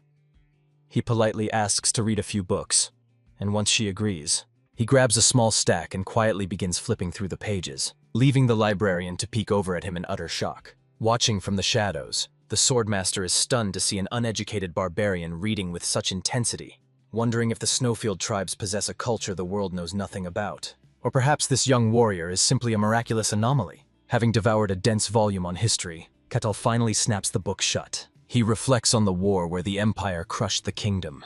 Even though Milena had armed the kingdom with weapons from the Snowfields, the Empire's might still prevailed. Now that once proud nation has been reduced to a mere vassal state under imperial rule. Following that victory, the Empire's influence spread like a plague, swallowing nearly half of the human world. And its expansion shows no signs of stopping, as if it intends to consume the entire planet. Done with the tales of empires and their thirst for domination, Catal decides to switch gears. He shifts his attention away from the tedious politics of humanity. Instead, he turns his curiosity toward the non-human inhabitants of this realm. Picking up a fresh text, he dives into the lore of the fantastical beings sharing this wild new world. He reads of Mantamia, a colossal dwarven cavern overflowing with rare, glittering ores. Then there is Pisarapia, a fairy village described as a dreamscape made real. Further on, he learns of Lagomaria, the floating sky cities inhabited by celestial beings. And finally, Elfo Sagrado, a hidden elven sanctuary so elusive that history's greatest rulers failed to uncover its location. Catal chuckles to himself, convinced that if anyone can breach that sanctuary, it would be him. However, just as his confidence peaks, the mood shifts. He stumbles upon a topic that catches him completely off guard. Apparently, there are 5 demon zones, massive, unhinged territories just as extreme as his home snowfield, where humans are forbidden and the monsters defy all logic. One such place is the Silent Forest, a terrifying void where everything is swallowed by absolute stillness. There is the Abyss, a void that drags everything down into pure evil. The Deep Sea, inhabited by strange aquatic primates that breathe just like humans. The Hollow Pit, a barren wasteland where the sheer emptiness is enough to drive one mad. And finally, the Snowfield, the very place our boy calls home. These regions are teeming with terrifying monsters known as aberrations, though the texts claim they cannot breach the human world. This revelation makes Catal pause, struck by the sheer scale of the world.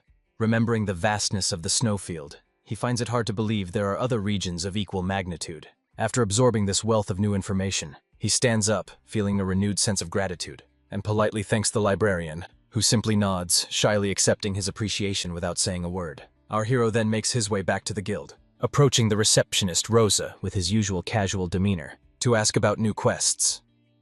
As she hands over a stack of fresh forms for him to review, a different scene unfolds far from the guild. Master Kane finishes his observation, concluding that the time has finally come to confront the mysterious Ashen Barbarian directly. Later that night, amidst the lights of the bustling city, Catal strolls home, feeling satisfied after knocking out over a dozen small requests in a single day. He is pleasantly surprised to see how those meager rewards have stacked up to a respectable sum. Walking alone under the dim moonlight, he muses that at this pace, global fame as a mercenary is practically within reach. However, he remains blissfully unaware that a certain hooded, mustached man is lying in wait just around the corner. Suddenly, the hooded elder steps directly into his path and locks eyes with him, fixing him with a piercing stare, while the swordmaster stands there, attempting to maintain an air of mysterious cool. Our hero casually reveals he's been aware of the tale all day, leaving Master Kane visibly rattled. He coldly demands to know what business the stranger has with him. Kane is stunned into silence, convinced that no ordinary warrior could have pierced the perfect stealth he's honed for years. He receives another shock when the barbarian reaches for his weapon, wondering aloud if the silent old man is actually a bandit. He muses that it's actually impressive for a criminal to slip past the city's tight border security undetected. Master Kane desperately wants to reveal his true identity as the renowned swordmaster right then and there, but his wounded pride seals his lips, and Catal continues the roast, pitying an economy that forces a shriveled old man into petty crime. However, his feigned pity quickly transforms into a smug, predatory grin, as he figures capturing such a skilled infiltrator will be an easy way to boost his standing at the mercenary guild. Although the swordmaster isn't exactly thrilled about being mistaken for a common thug, he realizes this is the perfect opportunity to see if the barbarian can actually handle a serious threat. It allows him to test the warrior's true potential without the need to hold back. But as the barbarian begins to close the distance, the old master can hardly believe what he is seeing. His opponent completely vanishes into thin air, leaving absolutely no trace behind. Before his brain can even register the movement, Catal reappears instantaneously, hovering mere inches from his face, and his massive hand shoots toward the old man at lightning speed. At the very last moment, however, the swordmaster twists his body out of harm's way. Even Catal is impressed by the fluidity of the dodge, considering the man has one foot in the grave. Master Kane, on the other hand, nearly has a heart attack. He realizes that a millisecond of hesitation would have meant death, but the real shock is that he didn't sense a drop of aura from Catal. Meanwhile, the barbarian flashes a genuine smile, clearly appreciating the old man's reflexes. Kane wonders if that strike was powered solely by raw physical strength, but he doesn't have time to think. He adopts a serious expression, deciding to go all in with his counterattack. However, his momentum is halted instantly when his opponent suddenly vanishes and reappears behind him, gripping his shoulder hard enough to nearly dislocate the joint. The swordmaster is stunned, realizing his heightened senses failed to pick up even a trace of the movement. Before he can react, Catal traps him in a tight arm lock. Master Kane struggles with everything he has, but initially fails to break the hold. He realizes this battle has devolved into a contest of sheer physical might. The Swordmaster flares his energy, pushing back against the restraint with full force. As soon as Katal feels that sudden surge of power, our boy is genuinely impressed by the resistance. Using that burst of energy, Master Kane finally manages to break free. The old man looks proud for a split second, feeling as though he's proven his worth. But Katal ruins the mood, remarking that bandits these days know some surprisingly advanced techniques. He notes the mana flowing through the old man's body, a feat reserved for elites, finding it strange that such a powerhouse would pose as a lowly bandit. Meanwhile, Master Kane can't comprehend what this oblivious fool is actually made of. The mana manifesting around his body should shred a normal human to pieces upon the slightest contact. Yet this barbarian stands there completely unscathed. Katal tells the old man he doesn't understand the fancy technique, but declares that playtime is officially over. Sensing the threat, the Swordmaster instinctively grabs his hilt, but before he can even draw the blade, the Ashen Barbarian calmly slides the weapon right back into its scabbard. This level of humiliation is unbearable for a man of Kane's legendary stature. He strains with all his might to force the sword out, but he is no match for Katal's overwhelming grip. Then, watching that massive hand inch slowly closer to his face, the Swordmaster finally accepts the grim reality that his time is up. With that, the barbarian hoists him over his shoulder, scoffing at what passes for a bandit in this fantasy world. Over at the guard tower, the captain watches on in absolute horror. He sees the Ashen Barbarian casually dragging Master Kane along like a domesticated pet. He initially assumes Katal attacked the Swordmaster, but when our boy cheerfully reports capturing a criminal, the captain's jaw nearly crashes through the floor in disbelief. Wearing a radiant smile, Katal asks if his mercenary rank will increase now that he's caught such a villain. After struggling to compose himself, the captain wonders how a legend who transcended human limits was dragged in here like a beaten stray dog. Taking a deep breath, the captain firmly explains that the man he captured is definitely not a bandit. So naturally, our big-brain barbarian concludes that the guard must be the bandit's accomplice. The guard bows, revealing that this old man is actually the Gehentra Kingdom's esteemed swordmaster. Yet Katal remains entirely unconvinced by this absurd claim. Deadpan, he insists the senile bandit only attacked him to snatch his silver coins. The guard is adamant he wouldn't mistake the swordmaster, even when Katal suggests the old man used illusion magic. The captain counters that a mage of that caliber would be famous too, leaving Katal wondering if they hand out titles to just anyone. Exhausted by the barbarian's oblivious nonsense, the guard cuts to the chase. The knight captain reconfirms the old man's identity one final time. He then declares that he must report this entire incident to his lord immediately. Back at the mansion, Lord Barkin is flabbergasted to learn that Master Kane was thrashed by a random barbarian. Hours later, Katal is summoned to the estate, where he politely offers an apology to Master Kane. The old master reciprocates, apologizing for the unfortunate misunderstanding. A heavy, awkward silence hangs in the air between the two warriors. Meanwhile, Lord Barkin and the knight captain are stunned, realizing the swordmaster has suffered his first ever defeat. This implies the Ashen Barbarian is stronger than one of the kingdom's most elite fighters, even if Master Kane is considered a lower-tier expert who only recently reached superhuman status. The fact that Katal effortlessly crushed him proves he is a walking monster. The mere thought gives Lord Barkin a headache, so he excuses himself, telling the men to settle their differences alone. Once the room clears out, Master Kane and our boy quietly stare each other down. The old man simply cannot admit that he was surgically dismantled and had his pride shattered to pieces. Eventually, he gathers his composure and formally introduces himself as Swordmaster Kane. Katal pauses, asking if Swordmaster is actually part of his name, but Kane explains it is a noble title rather than a birthright. Curious, the boy asks if the impressive technique he witnessed earlier was a specific Swordmaster ability. In response, Lord Kane manifests a swirling aura of arcane energy around his hand. Katal leaps from his chair in pure excitement. He had previously dismissed the light as a cheap bandit trick, but now, realizing it represents the pinnacle of swordsmanship, he is completely captivated by the display. Kane explains that he is looking at aura, the physical manifestation of raw arcane energy, recalling how imposing the glowing energy made the old master look during their clash. Katal's eyes light up, and he immediately demands to know how he can wield it himself. Simplifying the concept, Lord Kane states that aura is the projection of arcane power. When Katal inquires if the substance is similar to mana, the nobleman explains that arcane energy is the root source. It becomes aura for swordsmen and mana for mages. This mysterious power piques Katal's interest, and he eagerly begs for lessons, despite the embarrassment of admitting his total lack of background. Noticing the barbarian's genuine intensity and desire to learn, Lord Kane questions why someone who is already physically stronger than a swordmaster would even need these techniques. Katal admits that he lacks refined skill, currently relying on nothing but brute force and wild swings to survive. This confession soothes the swordmaster's ego, suggesting he only lost because he never had the chance to draw the weapon he mastered. Eager to salvage his dignity and reputation, Lord Cain decides to reclaim his honor by educating the barbarian. He agrees to the training, declaring that a warrior is only half a man without his sword. Katal nods, bluntly agreeing that Cain was pathetic because he couldn't use his weapon, leaving the old man stunned by his brutal honesty. Our boy remarks that the kingdom's standards for swordmasters must be slipping, a comment that only fuels Cain's rage. However, he softens the blow by admitting that Cain likely would have won if he had actually drawn his blade. Hearing that acknowledgement restores just a sliver of the old man's shattered dignity. Back in the human world, Katal took swordsmanship seriously, but he realizes his prior training is useless here, where combat relies on manipulating arcane energy. The training begins immediately, with Lord Cain explaining that the core of his style lies in the delicate balance between reality and illusion.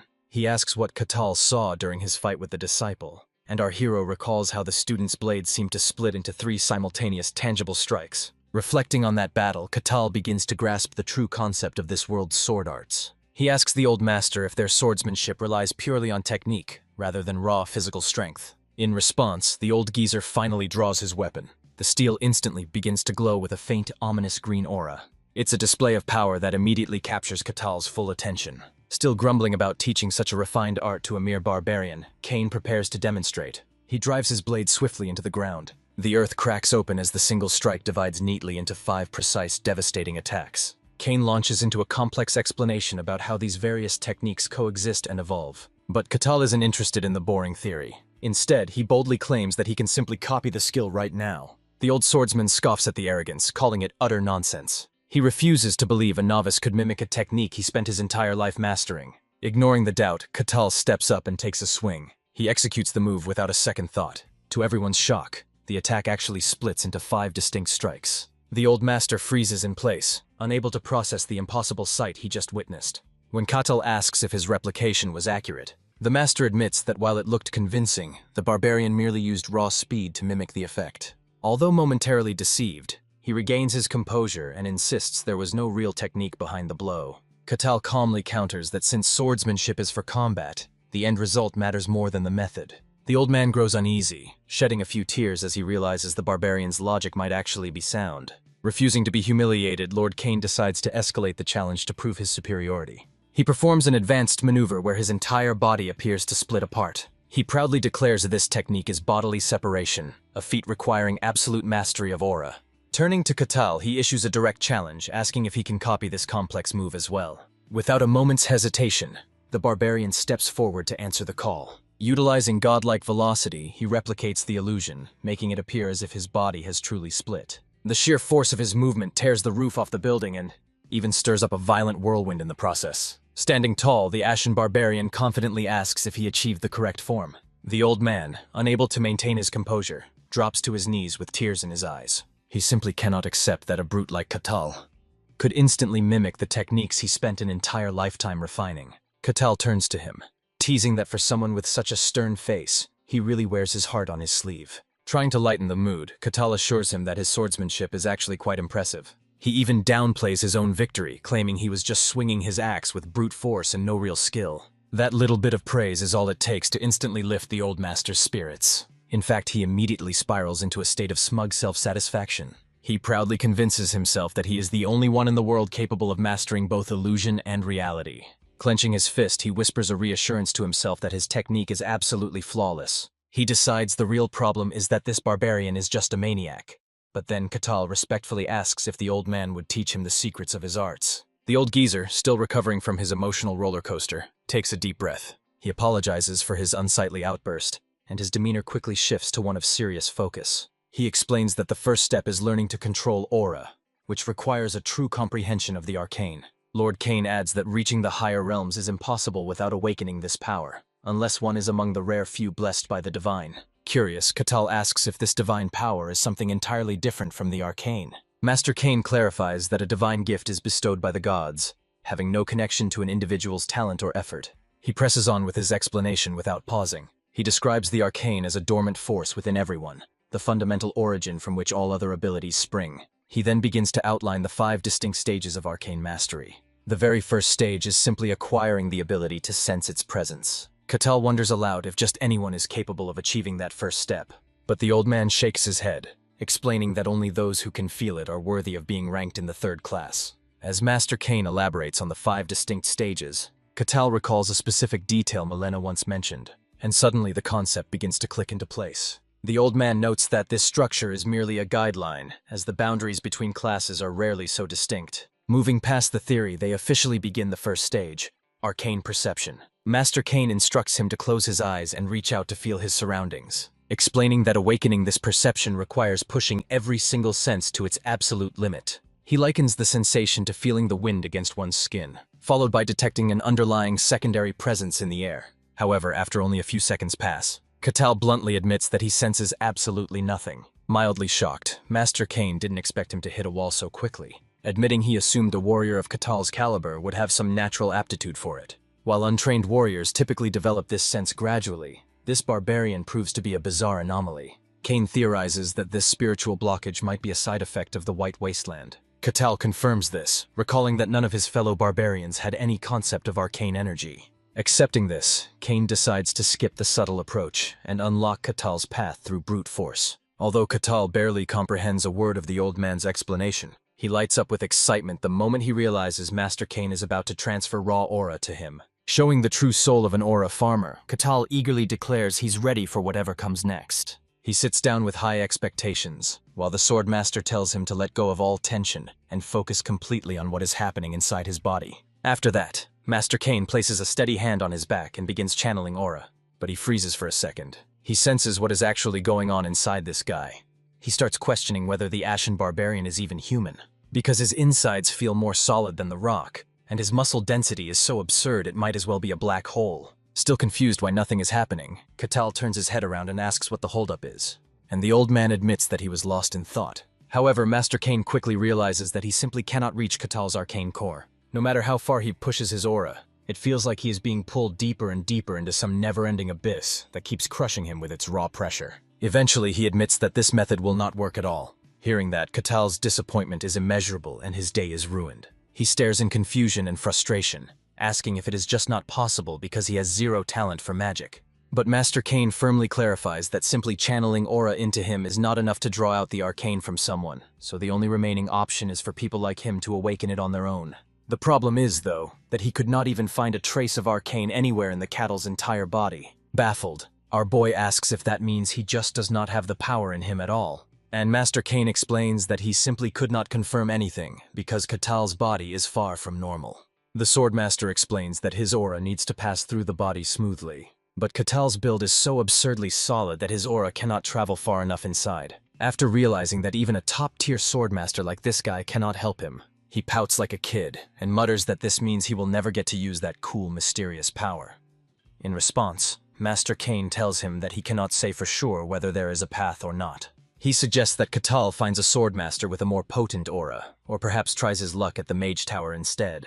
Kane sincerely apologizes for his inability to provide further assistance. Catal casually brushes it off, assuring him that everything is fine since a sliver of hope remains. Afterward, he thanks the veteran swordsman for everything he has taught him. Master Kane stands there, completely stunned by the display of manners. Up until now, every barbarian he'd met was just a violent, mindless beast unfit for civilized society. Realizing Catal is an exception, Master Kane asks if he would consider joining the kingdom.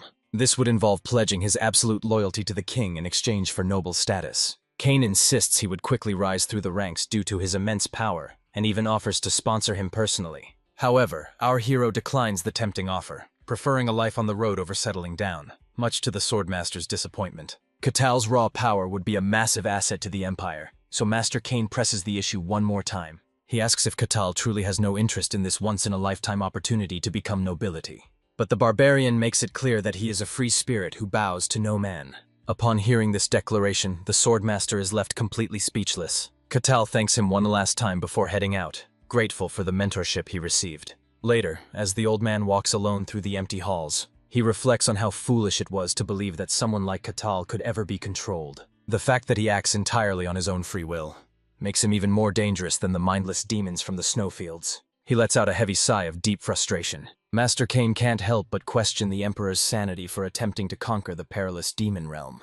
Back in Lord Barkin's quarters, the noble asks if Cain is certain about the Emperor's intent to seize the demon lands. The Swordmaster confirms it, noting that the Emperor is sending men to their deaths under the guise of gathering intel. Such recklessness fuels suspicions that he might be the reincarnation of a former Mad Emperor. Since the Empire hasn't even unified the human realm, Cain warns that their own summons to the front lines may be imminent. He also alerts the Lord to unconfirmed but escalating reports that dungeon outbreaks are intensifying, a phenomenon likely caused by the blight bleeding in from the demon realm. Regardless of the cause, it is the common people who will suffer the most. Finally, Cain raises one last concern. The massive anomaly that escaped the wasteland is now roaming free. Laying the facts bare, he asks for the Lord's assessment of the situation. While Barkin doesn't view Catal as an enemy, he admits that only time will reveal the Ashen Barbarians' true path, especially after the brute gave the Swordmaster a humiliating existential crisis. As a new day dawns, Catal returns to exploring the Barkin territory like a carefree tourist. However, he notices that wherever he goes, children burst into tears and cling to their mothers. Even grown men do their absolute best to give him a wide berth. He wonders if this reaction is due to his primitive attire, rather than his monstrous NBA-ready physique. After all, a raw beast-hide vest doesn't exactly scream civilized to the locals. So his mission for the day is to finally acquire some proper clothing. Naturally, the first shop he visits is a high-end boutique. Inside, he found racks of colorful fabrics and garments neatly displayed. However, when the manager saw the hulking beast that had just walked in, he nearly fainted from sheer terror. After all, how would you react to a towering barbarian demanding fresh drip? On the verge of tears, the manager apologized, explaining they had nothing in giant sizes. But if he was willing to wait, they could certainly tailor a custom order to his dimensions. This cheered Catal up immediately, and he excitedly placed his request. The manager took his details, promising to notify him the moment the outfit was ready. The poor tailor feared that if the final product didn't meet the barbarian's standards, both his business and his life would be swiftly extinguished. After getting measured and finalizing the order, Catal headed back toward the guild hall. Along the way, he stumbled across a curious blue gem lying on the roadside. Intrigued by the discovery, he stopped to pick it up. Inspecting it closely, he found himself mesmerized by its captivating luster. Catal innocently pocketed the shiny stone, deciding to ask the guild staff about it. As usual, he went straight to Rosa, the receptionist, for answers. The barbarian handed her the object and asked if she had any information. Rosa examined it briefly and concluded that it wasn't actually a gemstone. The surface was far too smooth to be something naturally occurring. It appeared to be man-made, but without markings, its purpose remained a mystery. As the receptionist stares deep into the azure sphere, the object's brilliance begins to lull her into a trance. Noticing this, Catal snaps his fingers to break Rosa out of her daze. The sudden noise jolts her back to reality, prompting him to ask if she's feeling all right. He had to intervene, seeing as she was becoming dangerously captivated by the item. She hadn't even noticed the pull, but now Rosa senses the strange energy radiating from it, suggesting they get it appraised professionally. However, Catal decides he'd prefer to investigate the mystery himself. Treating it like a side quest, he shifts gears and asks Rosa for the daily job list before heading out. As usual, it's a collection of menial chores: pulling weeds, digging potatoes, and cleaning sewers. While other mercenaries might scoff at such grunt work, Catal is more than happy to tackle these novice tasks. He blitzes through the entire list in record time, collects his hard-earned rewards, and heads back to his room to wrap up another fulfilling day. Once alone, he retrieves the mysterious orb to examine it more closely. He recalls how Rosa nearly lost her mind to a hypnotic daze just by looking at it. Suddenly, a disembodied voice calls out to him from within the artifact. His consciousness is pulled inward as the voice attempts to guide him somewhere. It projects a map into his mind, likely using some form of domination magic to compel him. But with nothing better to do that night, Catal decides to simply play along with the entity. Donning his beast-hide vest, he followed the instructions, though the nagging voice was becoming a nuisance. He waded through tangles of wild vines and traversed the city's desolate outskirts, until finally he stumbled upon the mouth of a concealed cavern. With an amused smirk, he stepped boldly into the dark maw, unfazed by whatever entity awaited him within. Unbeknownst to Catal, eyes were already upon him the moment he set foot in the dingy cave. The observer saw him merely as fresh fuel, a massive, dim-witted barbarian perfect for an offering. Deep inside, a skeletal monstrosity trembled with glee, eager to claim this 10th victim to complete his resurrection. Ages ago, during an era of endless war, this evil mage had engineered the ruin of kingdoms by manipulating human emotion and controlling the minds of countless monarchs, ruling from the shadows as their puppet master. But eventually, his atrocities drew the ire of heroes who hunted him down.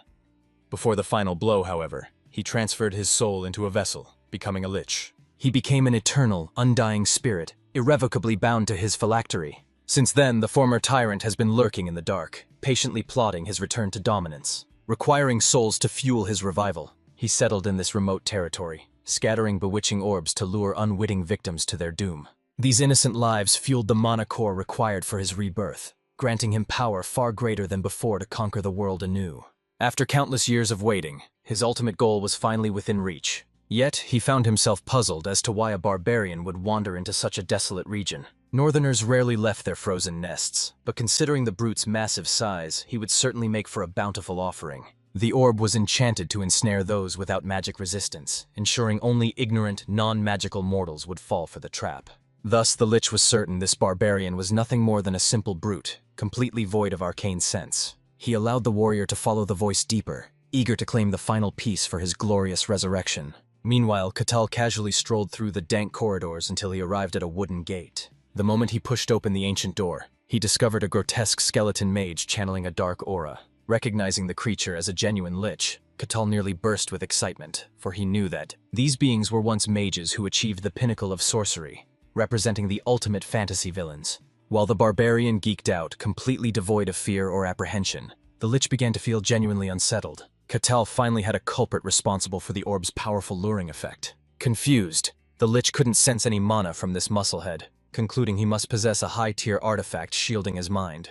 He commended the barbarian's luck in finding such a treasure, though Catal had absolutely no clue what the monster was rambling about. The Lich waved his scepter to reanimate the scattered bones around the crypt, infusing them with dark mana. He threatened to crush Catal by force, commanding his minions to swarm the living sacrifice. However, Catal was simply thrilled to experience a classic dungeon showdown with an evil boss. As soon as the first skeleton entered his striking range, he backhanded the pile of bones straight into the dirt. The blow was so forceful that it sent shivers down the summoner's spine, watching as the skull cracked and shattered upon impact. Catal considered the slap a bit flimsy, yet it yielded far better results than he had anticipated.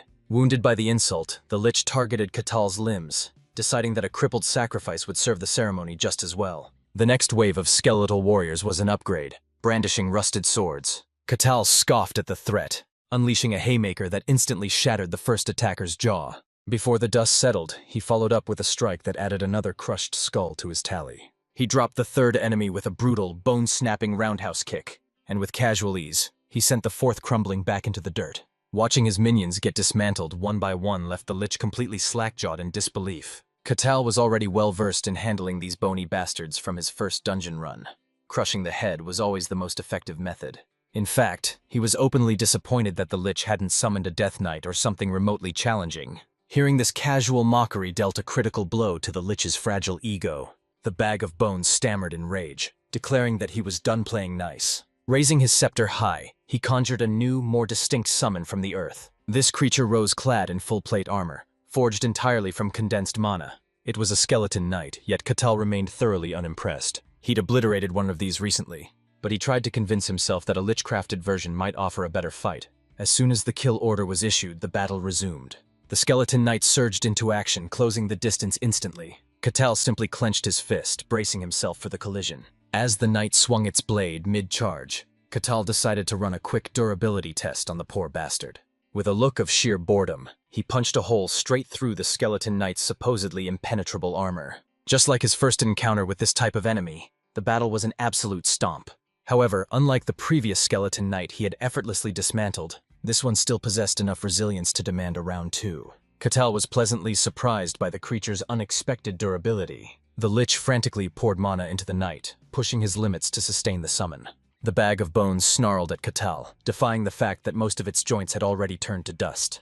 Catal simply stood his ground, waiting to see what the crippled undead had left in its arsenal. He clenched his fist, and with impeccable precision, timed a straightforward, devastating punch directly to the face. Once again, the knight was sent flying across the room like a bony rag doll. It slammed into the cavern walls, its shattered bones mingling with the debris. The Lich could feel his grand dreams of resurrection slipping through his skeletal fingers. Unbothered, Catal stepped forward. The sound of loose bones crushing beneath his boots echoed through the hall. He turned to the summoner, asking the Lich if that was truly all he had. He was thoroughly underwhelmed by what was supposed to be this fantasy world's final boss. The Lich was baffled. He couldn't sense an iota of magic from the barbarian, and even a cloaking artifact would leak some mana.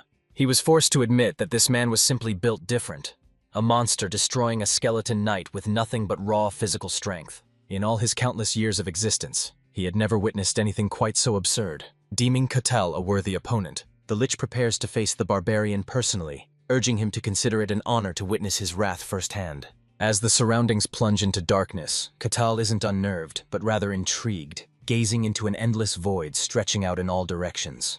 This zone of terror is the price Katal must pay for his blatant disrespect and for daring to trespass upon the sanctuary. The Lich speaks boldly, conveniently forgetting that he was the one luring innocent victims here using the orb as bait. Even the Lich seems to realize the hypocrisy of his own threats. After all, everyone standing before him was a victim of his scattered orbs, and Katal is no exception. The prideful undead flaunts his titles, declaring himself Kartos Branuelos Kessis, the mastermind who toppled 5 kingdoms and battled ancient heroes. This reminds Katal of the elf queen he met recently. While the Lich monologues, the barbarian is just annoyed by people with such unnecessarily long names. Meanwhile, the Lich begins weaving a spell intended to turn Katal into a cornerstone for his resurrection ritual. Dark energy erupts from the scepter, shooting straight toward the barbarian and clouding his vision. The world spins around him as his gaze becomes locked onto the swirling vortex of dark power. This particular magic is designed to manipulate and control human emotions. By drawing out negative memories, it traps the victim in a cycle of despair, rendering them paralyzed and mentally broken. It is a unique spell developed by Kartos himself, a low-cost ability that makes him nearly invincible in single combat. He is certain a mere barbarian with no arcane knowledge will crumble instantly, and Kartos begins planning his next move, assuming the brute is already compromised. Perhaps he can capture this anomaly and study him for a moment before the sacrificial ceremony begins. Kartos commands his skeletal minions to move in and retrieve the presumably dazed barbarian. But the moment the lanky bag of bones tries to get close, Katal launches the fool into the stratosphere, sending the poor skeleton smashing into the cavern ceiling. Its skull is instantly crushed and pulverized upon impact. All signs of haze were gone from the barbarian's eyes, and the Lich was on the verge of crashing the fuck out. Every summons he tried ended up being bone meal for the cave's barren ground. He was sure that the mind control spell worked perfectly. Katal was utterly unimpressed by all the tricks. The skeleton summoning is becoming a little repetitive. He sighed with boredom. His dream of having an epic battle turned out to be remarkably anticlimactic. With every word out of his mouth, the Lich's pride gets increasingly tattered. Kratos was under the impression that humans are creatures ruled by emotions. No matter how powerful they become, they all carry some form of heavy negativity buried deep in their hearts. That's why he sees his emotion control magic as an immutable and irresistible weapon. While Kratos was questioning the branch of magic he had dedicated centuries to perfecting, Katal was requesting some fireballs or magic missiles, something flashy. If there's one thing he loathes, it is his magic being compared to low-tier spells. Fueled by hate for the unsuspecting barbarian, Kartos summoned a dark, murky current with neither form nor substance. This ultimate technique shall swallow the world and drown all clarity and chaos. That incredibly grandiose chant revived Katal's hope of seeing something truly mythical. When the murky wave of darkness reached its zenith form, it was unleashed to consume everything in its path. Katal stood like a curious kid as he watched the waves barrel towards his position. With his ultimate technique in full effect, the Lich laughed maniacally, expecting an inevitable victory. His early celebration was cut short when a black bile shot out of his mouth. He fell to his knees, severely weakened. Kartos severely overdid it with that last spell. He spent all his mana, except the bare minimum, to keep his vessel together. Still, it is worth it just to see that barbarian die a horrible death. Unfortunately for him, he had completely depleted his mana reserves in vain. Katal remained standing, offering mild praise for the technique. He was slightly impressed, but he expected far more. Even the most devastating spell in the Lich's arsenal proved utterly useless against the strange barbarian. Had a legendary hero taken that hit directly, their mind would have shattered into a million fragments. Yet for Katal, it felt like nothing more than a slight tickle. Seeing the Lich collapsing to his knees in exhaustion, Katal casually drew his massive battle axe. He had taken every dark trick head-on, so it was only fair that he finally took his turn. That was when the Lich began deluding himself, desperate to find a logical reason for his failure. Kartos became convinced that the barbarian had sought out this cave fully aware of his identity. As usual, Katal had absolutely no clue what the hell the bonehead was rambling about. The Lich laughed maniacally, praising a non-existent intelligence network for successfully tracking him down. He vowed to rise again, shatter any blade sent against him, and rule the world as he once had. He recalled a rumor that deep within the Empire lay a secret facility for breeding humans, a place where elite talents are cultivated. He concluded this man was a living weapon, bred and trained solely to kill the immortal Lich. an assassin honed to perfection by the Empire's full resources. Even so, Cardos Brunellus Kessis would prevail, snap the blade meant to end him, and overthrow the Empire once more. Hearing this nonsensical babble, Catal worried that the underwhelming Lich had completely lost his marbles. When all other options failed, the soul of the ancient mage abandoned his physical vessel and attempted to force his way directly into Catal's body. He initiated the transfer, believing that invading the barbarian's body and consuming his simple mind would provide a fresh, powerful vessel. It was his only path to survival, and the potential benefits were staggering. As his soul successfully infiltrated that indestructible physique, Cartos prepared to lay claim to his new home. However, upon reaching the barbarian's inner mind palace, he instantly sensed that something was dreadfully wrong. He had never witnessed anything quite like this before. The Lich expected to find memories of a soldier molded by the Empire, but when faced with the true nature of Catal's existence, Cartos realized that the Empire couldn't possibly comprehend a being of this magnitude. His consciousness collapsed instantly, and the mighty Lich Cartos died in a state of utter confusion. Back in the physical world, Catal had no idea what had just transpired. All he saw was the Lich suddenly drop dead before the fight could even truly begin. He had been observing passively the entire time, genuinely curious to witness the magic of a fully evolved mage. Instead, he concluded that leashes were underwhelming, but at least the dungeon was cleared and rewards awaited.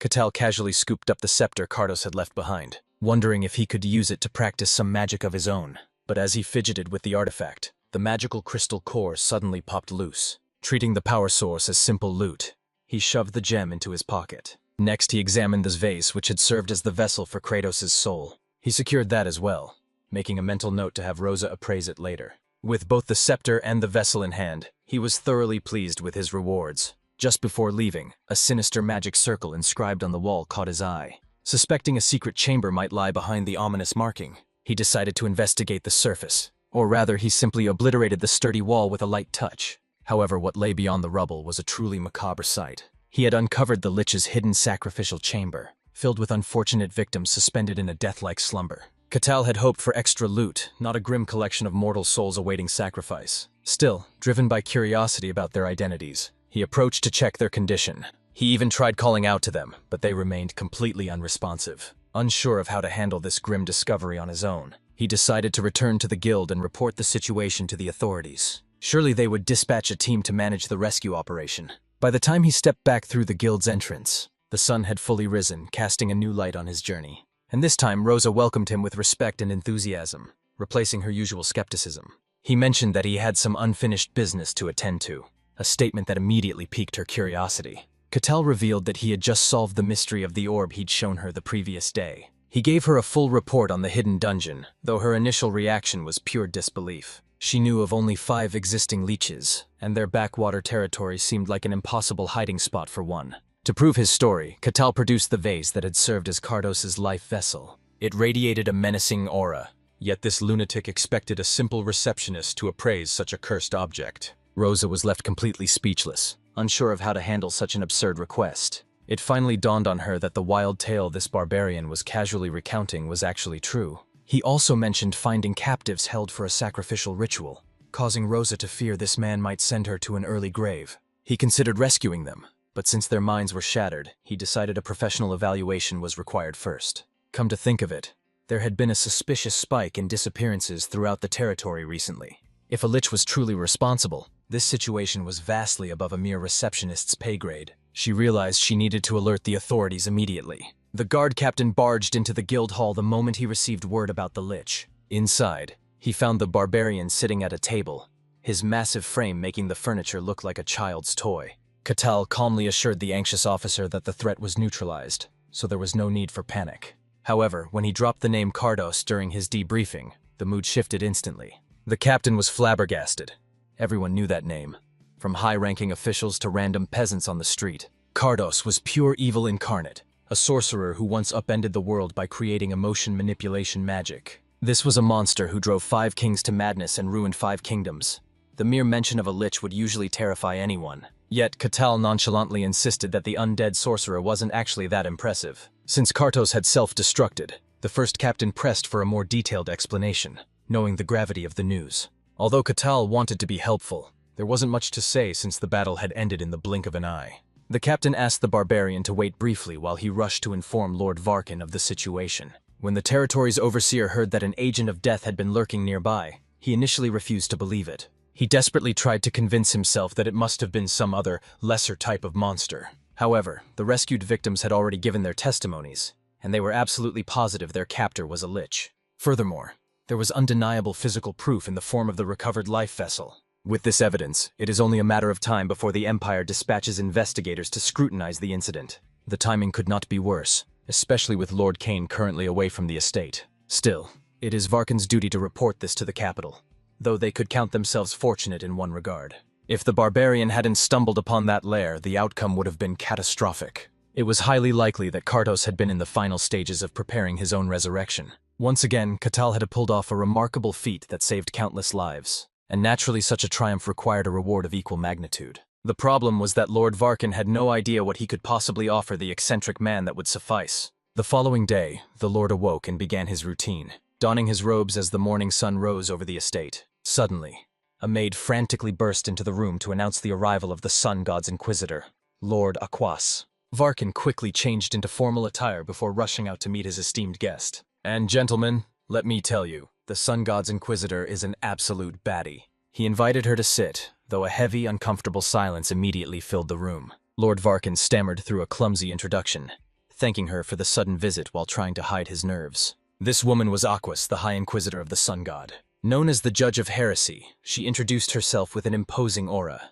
being the youngest person ever appointed to such a prestigious rank. She once beheaded 7 warlocks who signed pacts with demons and single-handedly dismantled a massive pagan ritual. Aquas is hailed as the continent's most powerful inquisitor, commanding so much influence that even the Empire bows to the Church's authority. Her political power far exceeds that of a mere provincial lord like Luke. So why would someone of her stature travel all the way to this backwater countryside? Varkin began explaining the situation with the nearby hidden dungeon, quickly assuring her that the threat had already been resolved. Then he cautiously asked for the true reason behind her visit. She revealed that she had traveled this far to speak with him regarding a divine oracle. However, before revealing the prophecy, she demanded to know exactly what had transpired in his territory recently. Left with no other choice, Luke spilled all the juicy details about the lone barbarian who had managed to defeat the Lich. He also confirmed that the evil entity in question was none other than Kardos Brenuelus Kessis. To prove his story, he presented the phylactery that still housed the Lich's soul as a life vessel. Even the Stoic Inquisitor was visibly taken aback by this revelation. She unconsciously gripped her sun pendant in shock, trembling in fear over the cataclysmic events that had just unfolded in this land. With an ominous tone, Aquas demanded to know if this barbarian was currently residing within the estate. The Lord answered truthfully, confirming that the warrior was indeed still staying within their territory. However, the Inquisitor remained skeptical, struggling to believe that a threat like Kardos could be dispatched so easily. To prove his point, the Lord added that the barbarian had also bested Lord Kane in fair combat, signaling the rise of a new powerhouse. Intrigued, Aquas pressed further, asking which specific tribe this barbarian hailed from. But when the Lord mentioned the White Wastelands, the atmosphere in the room shifted instantly. The Inquisitor immediately pictured a creature from the demon realm, as such beings were strictly forbidden from wandering the mortal plane. She realized that this anomaly might be the true reason she was guided here in the first place. Wasting no time, she formally requested an immediate audience with this enigmatic stranger. Meanwhile, oblivious to the political tension, Katal was busy examining his latest spoil of war. It was the crystal he had plucked from the Lich's scepter, a magical artifact that he decided to show to a mage later for proper appraisal. Checking the time, he realized he needed to head out, recalling the request he had received earlier that day. The captain had solemnly asked him to meet with the Inquisitor of the Sun God at the local church. He had also explicitly warned the barbarian to show the utmost respect to the holy woman during their encounter. After gathering his gear, Katal left his quarters and made his way directly to the sanctuary for the scheduled meeting. In this world, gods were not just myths. They were omnipresent beings who bestowed power upon the worthy and occasionally descended to the mortal plane. To honor them, humanity built grand shrines and churches, gathering in these sacred spaces to offer their worship and service. As he arrived at his destination and beheld the Church of the Sun God in person, Katal found himself genuinely starstruck by the building's sheer size and architectural majesty. The first captain briefed him on the procedure, noting that a guide would receive Katal the moment he stepped inside. Stepping through the doors, he was immediately struck by the grandeur of the church's interior. It was truly a sanctuary worthy of worshipping the Sun God. 3 devoted nuns greeted him with respectful bows. They informed him that Inquisitor Aquas was already awaiting his arrival. Feeling slightly out of place, he followed the nuns deeper into the building. They escorted him all the way to the inner sanctum. There he laid eyes on the sun god's youngest inquisitor, a prim and proper woman, though Katal was just amused by the spectacle. Seeing that she had achieved the faith's highest honor at such a tender age, he realized she must possess exceptional skill and devotion. However, a glimpse of his enigmatic smile seemed to catch the inquisitor off guard. Cutting through the pleasantries, Katal asked why he had been summoned. As expected, she wanted to discuss the recent dungeon incident and the defeat of Kratos, a villain known for committing atrocities worldwide. By her estimation, only a true hero would possess the strength to stand against such a terrifying force of nature. Katal understood her logic, but the Kratos he saw was just a bumbling skeleton who flailed around until he destroyed himself. He could tell the Inquisitor had reservations about his version of events, but he could only report the truth as he witnessed it. To verify his claims, Aquas proposed allowing her god to serve as a direct witness to their conversation. Lying in the presence of a deity triggers a violent reaction, essentially a divine lie detector that smites the dishonest. Given the reputation of brutish barbarians, she expected him to refuse, but she had never met a warrior quite like Katal. He was more than willing to face the test, seeing it as a perfect opportunity to experience divine power firsthand. She was baffled to see him brimming with excitement rather than apprehension.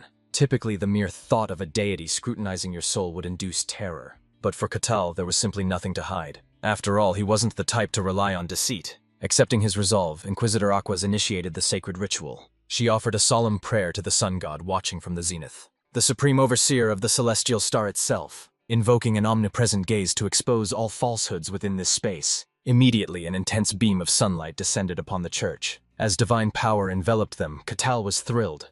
This was exactly the fantasy RPG vibe he wanted. However, the sensation itself was undeniably strange. Beyond the light, he sensed a massive, all-powerful presence that defied human description. Curiously, Katal sensed that this divine all-seeing eye was actually looking at him with confusion. The two sat opposite one another as the deity's essence permeated the air. The Inquisitor was simply relieved that no immediate divine retribution was triggered. Now they could finally converse without the shadow of deceit. Within this pillar of light, absolutely no falsehood would be tolerated. Katal crossed his arms and nodded, readying himself for the interrogation. Under the watchful eye of the sun god, their discussion finally began. He calmly explained that the lich self-destructed, and when the light didn't react, she assumed this barbarian was just incredibly lucky. She surmises that Kratos must have drained his energy preparing for resurrection. Otherwise, at full power, this barbarian wouldn't be alive. Her internal monologue is cut short when Katal asks if her doubts have finally been cleared. She confirms they are and apologizes for her earlier rudeness, but the barbarian simply smiles, finding the situation rather entertaining. Aquas then presses for the truth, asking if he really hails from the white snowfield. Our boy answers directly that he is indeed from those frozen lands, confirming it a second time when she asks again. This revelation shocks her, as it proves he belongs to the demon realm and might be the Grey Barbarian from the Emperor's ancient legends. Suddenly, the hero turns the tables, catching her off guard by asking exactly why she came to this territory. Treading carefully, she explains that she is only here to attend to a personal matter. Katal's expression hardens, and he questions if this personal matter is just an excuse to verify if he is an unclean being. Tense and cornered, the girl tries to feign ignorance, claiming she doesn't understand his implication. Our boy notes that while he isn't certain, it seems excessive for a god to observe a mortal merely to catch a lie. She realizes she can't deny it, knowing that no falsehood can remain hidden before the eyes of a god. Conceding the point, she admits he's right, prompting him to ask if this was her mission from the very start. Aquas denies it immediately, explaining that he wasn't actually her original target. She reveals that an oracle descended from the sun god, and upon arriving, she suspected he might be the one mentioned in the prophecy. Once again, she bows her head, apologizing for concealing her true intentions. But he responds calmly, brushing it off and noting that he finds the whole situation rather intriguing. Katal then presses for the oracle's actual message, leaving the girl conflicted about sharing such confidential information. Ultimately, she reveals the oracle's words to him, though the specific details are hidden from the audience. Our boy looks genuinely shocked by what he hears as the scene abruptly cuts. Later, the girl is standing by the church window when the sound of approaching footsteps catches her attention. She turns around to find the lord of the territory walking toward her. Noticing her demeanor, he gently asks if something is weighing on her mind. Speaking softly, she admits that she has finally met with the barbarian. However, that encounter has only left her thoughts more tangled than before. She explains that she is now certain he is a barbarian from the demon realm's white snowfield. Lord Barkin is visibly shaken, especially when Aquas adds that no intelligence has ever leaked from that region before now. The Lord desperately wishes this connection were merely a rumor, knowing that if the truth gets out, It will shake the world to its core. Countless factions crave to explore the snowfield, including the Emperor, and his involvement would unleash unimaginable chaos. Aquas, however, quickly reassures him that there is no need to panic just yet. They intend to handle the Lich situation personally, while keeping the Barbarians' true nature a secret from the public. With a sigh of relief, the Lord asks the burning question: are all Snowfield Barbarians like Katal? She shakes her head. If every barbarian possessed his capabilities, they would have conquered the world long ago. Barkin reflects that while barbarians possess immense physical strength, it is usually balanced by a lack of intellect. The very idea of that raw power combined with genuine intelligence is a nightmare he scarcely dares to imagine. Snapping back to reality, he nervously asks about the rumors regarding the current barbarian king, specifically if he possesses both brains and brawn. Aquas confirms that she has met the king once, and he is indeed a breed apart from the others. The Lord muses that a meeting between Katal and the barbarian king would be fascinating, but Aquas immediately dismisses the idea as dangerous. Internally, she knows that the relationship between the barbarians and the servants of the gods has always been volatile, and the rising power of the barbarian tribes is not a threat they can afford to take lightly. The Lord questions the secrecy, asking why the oracle's message required such a private meeting. The girl replies that she simply needed to verify a single detail. Gazing out the window, she explains that she had to determine if Katal was truly human, or just a mimic, prompting the Lord to ask what kind of prophecy would cast such doubt. She recites the oracle's words, but just like before, the actual content remains hidden from the audience. However, the Lord's face twists into an expression of pure shock upon hearing it. The scene shifts to the Lord's private chamber, where he asks the barbarian how he's holding up.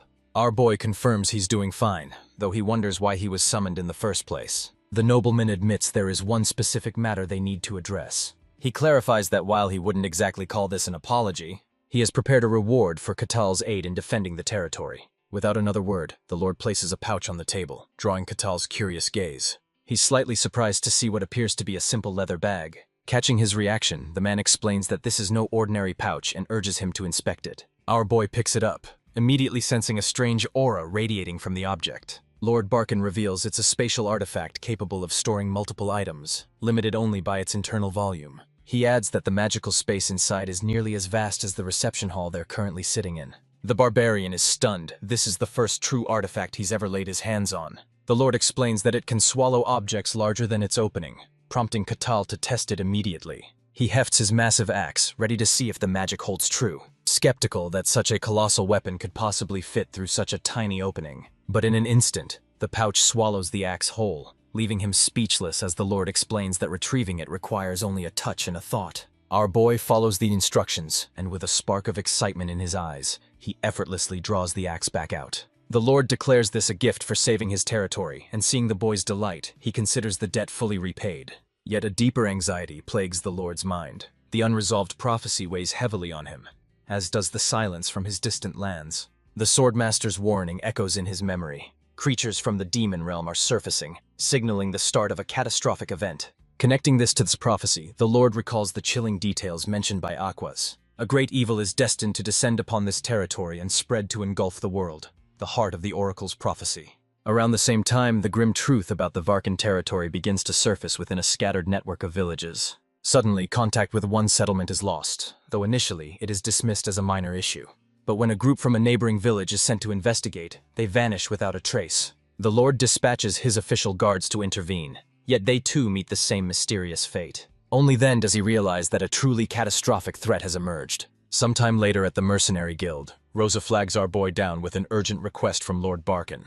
She explains that the objective is to investigate the village that recently went dark. The task is merely to assess the situation, but she notes that the reward is suspiciously high for such a simple job. Enticed by the offer, Katal finds the mission appealing and decides to accept it immediately. A gathering is soon organized for the mission participants. Among the arrivals is a priestess who has also signed up for the task. Recognizing her, our boy immediately steps forward to approach her. She looks genuinely surprised to run into him, her eyes immediately drawn to his brand new custom outfit. He explains that his old snowfield gear finally fell apart, so he commissioned this fresh design himself. The priestess asks if he's here for the mission as well, and he confirms that he signed up. He remarks that he couldn't pass up such an intriguing job, leading her to think that this barbarian is truly one of a kind.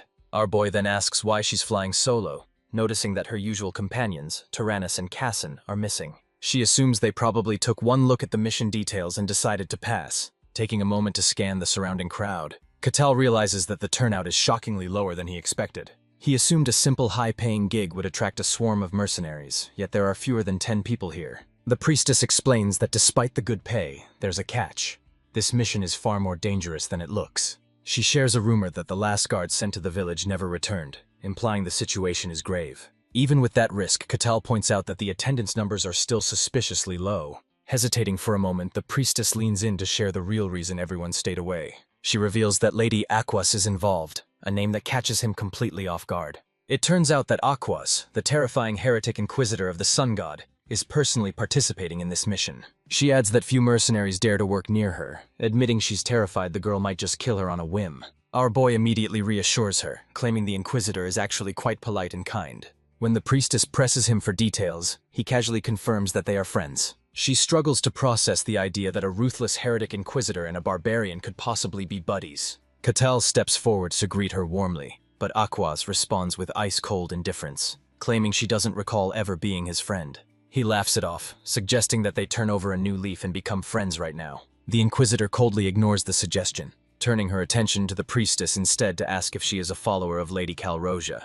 Our boy is surprised that she recognizes the priestess's affiliation so easily. The inquisitor then questions why the priestess is present, noting that Calrosia's followers are currently in a rest period, meaning only high-ranking members should be active. However, she quickly withdraws her suspicion, admitting she might be mistaken, as it is impossible for her to know the inner workings of every religious order. Just then, the guard captain arrives at the rendezvous point with his soldiers. Our boy recognizes him immediately and offers a cheerful greeting. The captain formally welcomes the participants, confirms the roster, and announces the start of the mission. With that, the group begins their march forward. Seeing everyone gathered together like this, our boy feels the atmosphere resembles the start of a raid.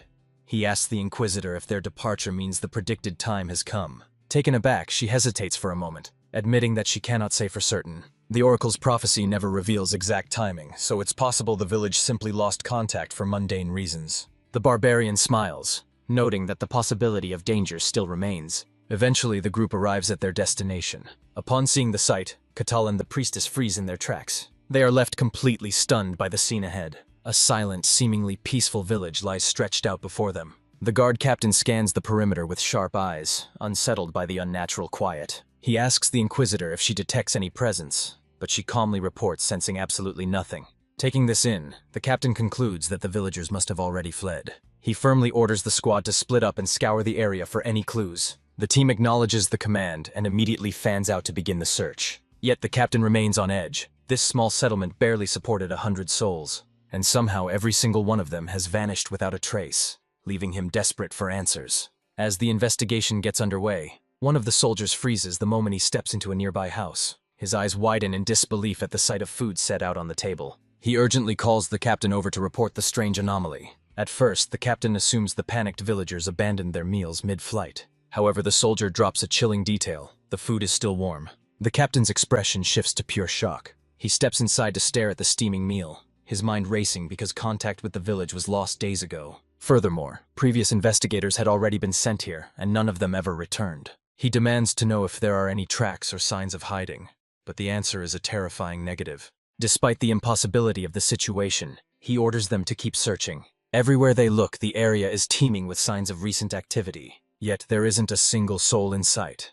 The captain checks in with the other teams, only to hear the same unsettling report. There are clear traces of habitation, but absolutely no evidence suggesting anyone actually left. Desperate for answers, he turns to Aquas, asking if she has any insight into this anomaly. Visibly distressed, she admits that she is just as baffled as he is. Running out of options, the captain poses the same question to our boy.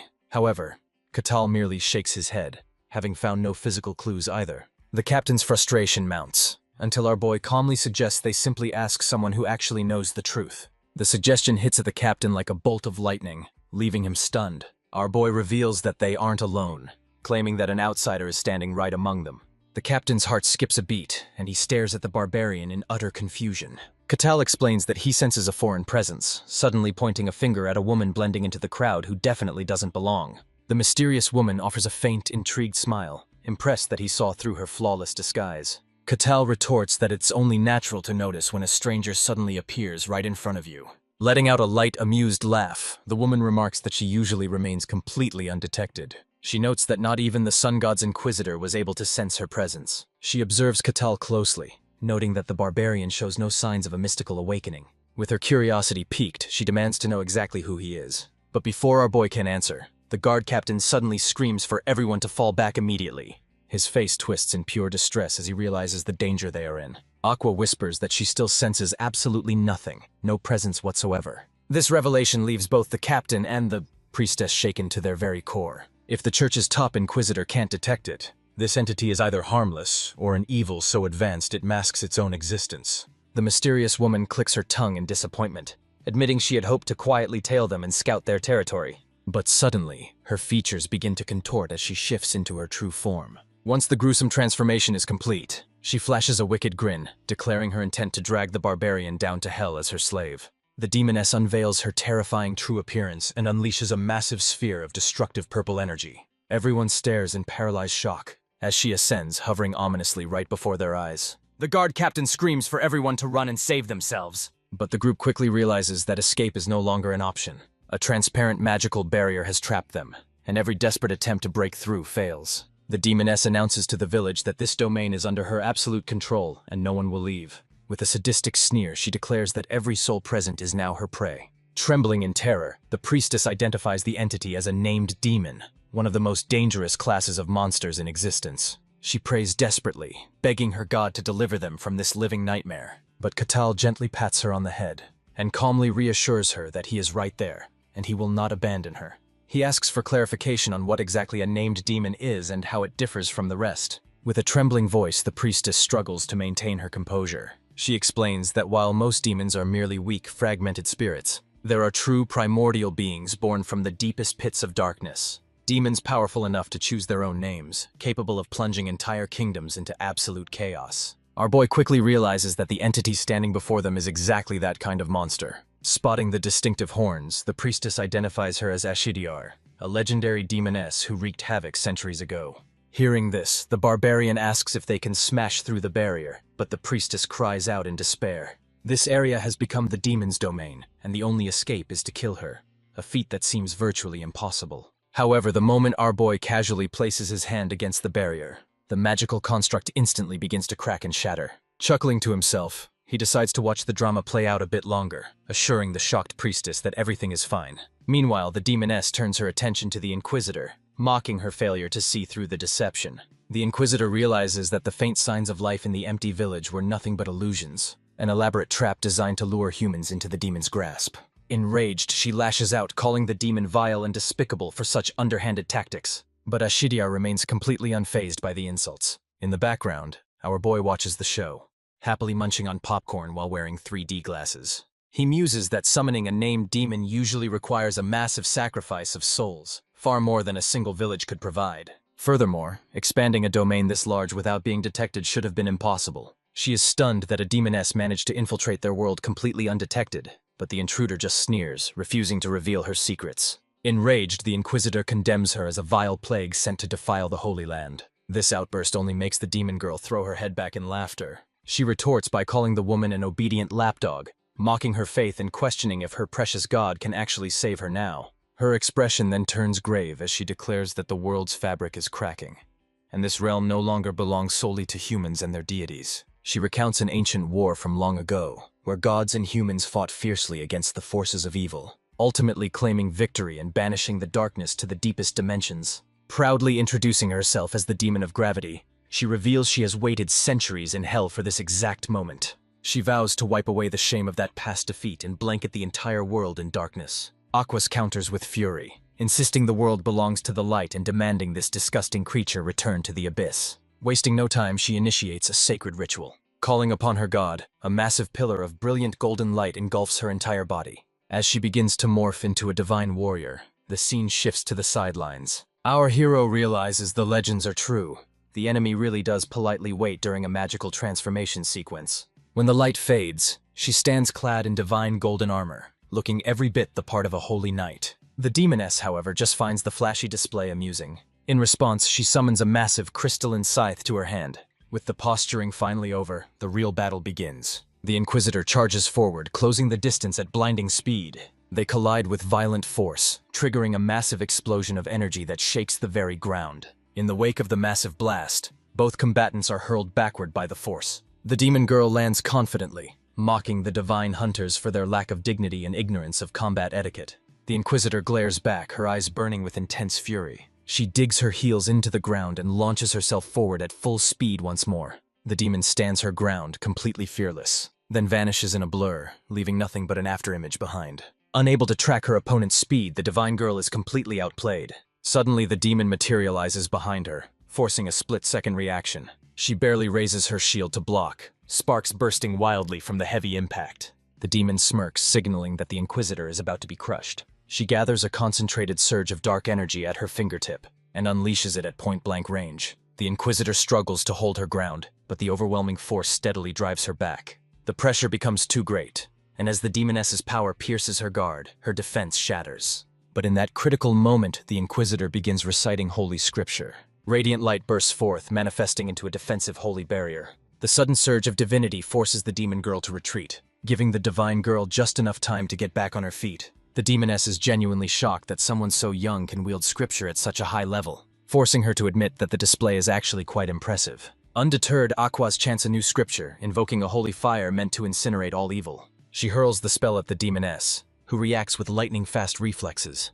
meeting the assault head-on and countering with a strike drenched in dark energy. The two opposing forces collide in a violent explosion, and against all odds, the demoness manages to shatter and deflect the light. Aquas grits her teeth, visibly stunned that her attack was brushed aside so cleanly. They immediately begin trading full-force blows, neither side willing to yield. As their weapons crash against each other in a rapid-fire flurry, one blade radiates holy light while the other drips with darkness, their conflict growing so intense that the very terrain around them begins to crumble under the pressure.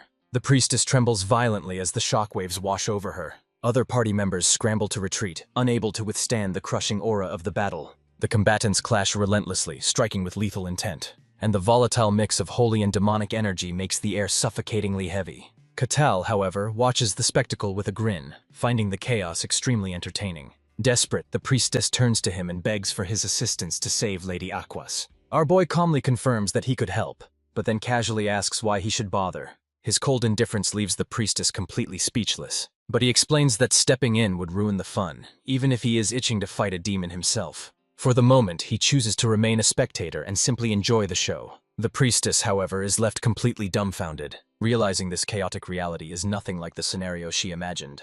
Meanwhile, the Divine Knight and the Demoness trade devastating blows in a blur of motion. A massive collision of energy forces both combatants to skid backward. Ashtiar begrudgingly admits the Inquisitor truly earns the title of God's hunting dog. But despite possessing superior strength, the Demoness feels the pressure of a bad elemental matchup.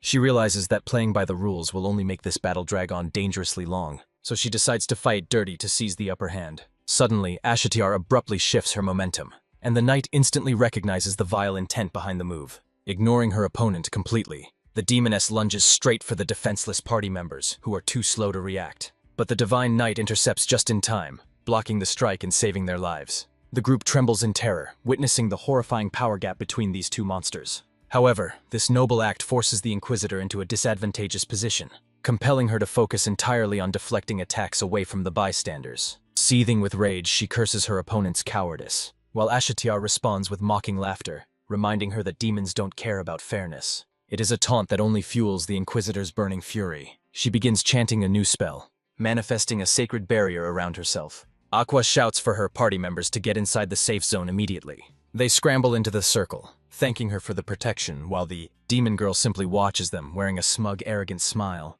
She mocks the Inquisitor for wasting such precious scripture on defense. Provoked by the insult, the Inquisitor steps out, intending to strike her down. The demoness welcomes the challenge, stepping forward to meet her head-on. Aquas grips her blade and unleashes a precise, holy infused slash, but the demoness deflects it effortlessly, moving with the agility of a gymnast to close the distance. She sneers, claiming no one will remember this sacrifice. She twists the knife deeper, warning that a loss here would disgrace the sun god. Yet to win and raise her god's prestige, she would have to drop the barrier protecting her friends. Aqua stiffens, torn between rage and caution as she senses the obvious trap. She chooses to ignore the taunt, bracing herself for the enemy's next move. Suddenly, a massive surge of dark energy floods the entire battlefield. Aquaz barely withstands the pressure behind her shield as the demon levitates into the air, completely cloaked in malevolent power. A split second later, she senses a massive presence rushing straight at her. A dark figure materializes directly in front of her face, and a violent explosion instantly erupts on impact.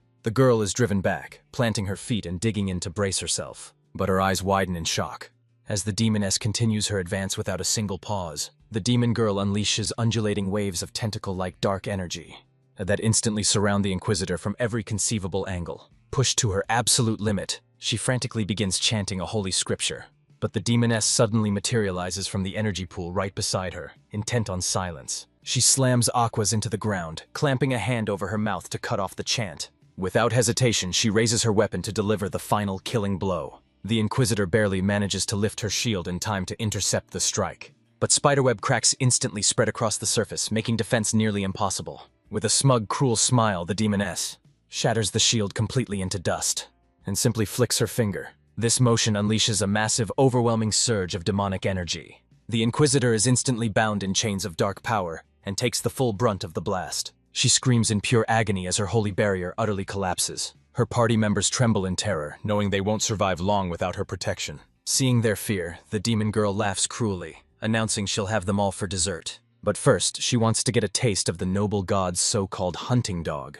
Just as she prepares the killing blow, a commanding voice orders her to halt. It is none other than Catal, stepping in to declare that the violence ends now. The demoness freezes, completely taken aback by the sudden interruption, unable to comprehend when he arrived or how he managed to mask his presence entirely. In the blink of an eye, Catal effortlessly launches her high into the air, sending her flying before she comes crashing violently back down to the earth. Turning his back on the enemy, he reaches out to the Inquisitor to check on her condition. However, the girl is too stunned to respond, her mind racing as she recognizes him as the warrior who defeated Swordmaster Cain. Meanwhile, Ashatiar's rage boils over, her eyes glowing a menacing blood red. Both the Barbarian and the Inquisitor turn their attention to the demon as she rises from the debris. She spits venomous insults at Catal, absolutely livid that he dared to interrupt her feast. Standing calmly with arms crossed, he declares the Inquisitor is his friend, and he will not let her fall. The demoness sneers, revealing she had planned to make him her personal plaything. But Catal sharply retorts that he has no intention of becoming anyone's toy. Raising her weapon, she screams that he will die for his insolence. The Inquisitor struggles to her feet, desperately urging the Barbarian to retreat, warning him that this monster is far too powerful for him to defeat. Our boy calmly replies that his strength is more than sufficient, but she insists that physical power alone is meaningless here. Only divinity can banish a demon, a cosmic law as old as time itself, especially within a domain where only gods can stand their ground.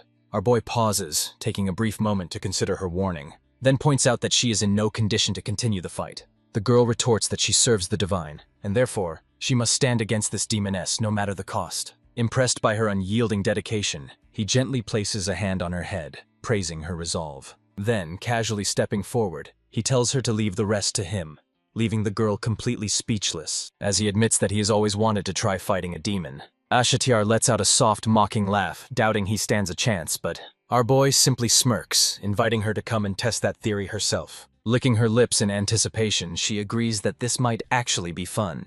In the very next instant, she steps out of the rift and materializes directly in front of Catal. The Inquisitor stares in absolute shock, stunned by the sudden attack. However, before the demon can even touch the Barbarian, he simply clenches his fist and delivers a devastating punch straight to her head. Before the demoness can even react, her head is completely obliterated. The gruesome sight leaves the Inquisitor paralyzed with shock. With nothing but a bare fist, our boy crushed a powerful demoness like she was rotten fruit. However, he soon notices her corpse beginning to twitch. Dark energy swirls violently around her neck as her head begins to regenerate. He offers a faint smile, amused that she can recover from total destruction. She glares back with hateful disbelief, convinced that no ordinary human could do this. Yet our boy calmly introduces himself as nothing more than a simple barbarian. It is an answer she simply refuses to accept. Her senses scan him, but she detects absolutely no aura, magic, or mysticism. She cannot comprehend how such terrifying strength exists without supernatural aid. Deciding to test his limits, she conjures a demonic portal behind his back. A wicked smile creeps across her face as she prepares to strike. She flashes through the void to attack from the rear, certain his mortal frame will crumble. But her smirk vanishes the instant the Barbarian buries a devastating punch deep into her chest. A fountain of dark blood immediately bursts from her mouth. For the first time in her existence, she experiences true, agonizing pain.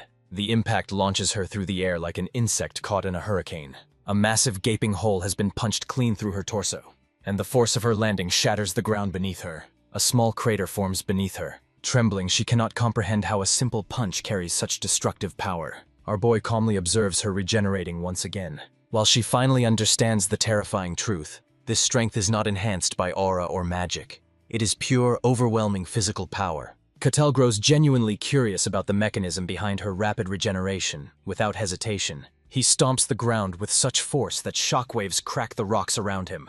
In an instant, he launches himself toward her at insane speed. The demon girl barely has time to guard and summons her demonic hammer before he closes the distance. His violent punch lands squarely on her face, smashing her headless body back into the ground once again. Dense dark energy erupts from her neck as her body becomes covered in a thick demonic aura. The barbarian watches in surprise as within seconds, her head regenerates once more and she rises again, fully restored. He smiles slightly, noticing that her head keeps returning every time it is destroyed, and he wonders if it might be her life source. Ashtiar is furious at this humiliation.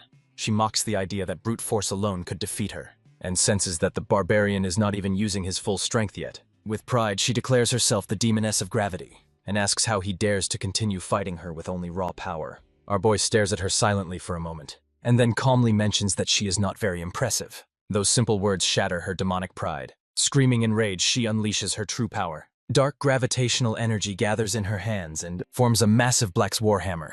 She swings it with enough force to crush giant boulders, but he blocks the attack with his bare hand. This causes her to freeze in shock as his grip suppresses the hammer's gravity completely. With a single punch, he shatters the weapon and smashing her head apart for the third time. As she regenerates yet again, disbelief overwhelms her mind. Her gravity power can compress the weight of castle walls into a single strike. Yet an ordinary barbarian without even a trace of mystic power has not only stopped it, but destroyed her weapon as well. In rage, she fires a massive beam of dark energy at our boy, convinced this will end him. However, the barbarian does not step back. Instead, he stands firm and punches straight into the beam. His punch collides with the demonic energy, creating a massive explosion of white light. The overwhelming strength completely erases the attack, and the shockwave slams directly into a Ashtiar. From a distance, Akur watches in shock and terror, questioning what she is witnessing. According to legends, this demoness once destroyed an entire kingdom alone, yet now that same legendary demoness is being brutally dominated by bare fists. Despite his overwhelming assault, our boy notices that her body is still regenerating. This makes him realize that killing her with pure physical force is nearly impossible. Hearing this realization, the demon girl reacts, and a cunning smile slowly creeps across her face. For the first time in her life, she feels truly overwhelmed by such intense pressure. Admitting his superior strength, she demands to know his true identity once more. Yet, he calmly repeats his claim that he is nothing but an ordinary barbarian. She knows it's a lie, but the mixture of fear and thrill strangely excites her. Deciding on one final test, her entire body dissolves into liquid dark energy, slipping out from beneath his feet and ascending rapidly into the sky. The witnesses watch in shock as the dark energy coalesces into a massive black sphere, ripping up the earth and pulling debris into its core. Hovering high above, the demon girl issues a challenge to the barbarian, declaring that she will now tear him apart with the full extent of her power. Channeling every ounce of her energy, she prepares her most devastating attack, shaping dark gravity into countless razor-sharp thorns aimed directly at him. Yet despite the apocalyptic display, he remains completely unfazed. Meanwhile, the Inquisitor instantly recognizes the extreme danger. She believes that brute force is useless here and that only divine power can stop the attack. With a shout, the demoness unleashes her final command. An endless torrent of dark thorns pours from the sky like black rain.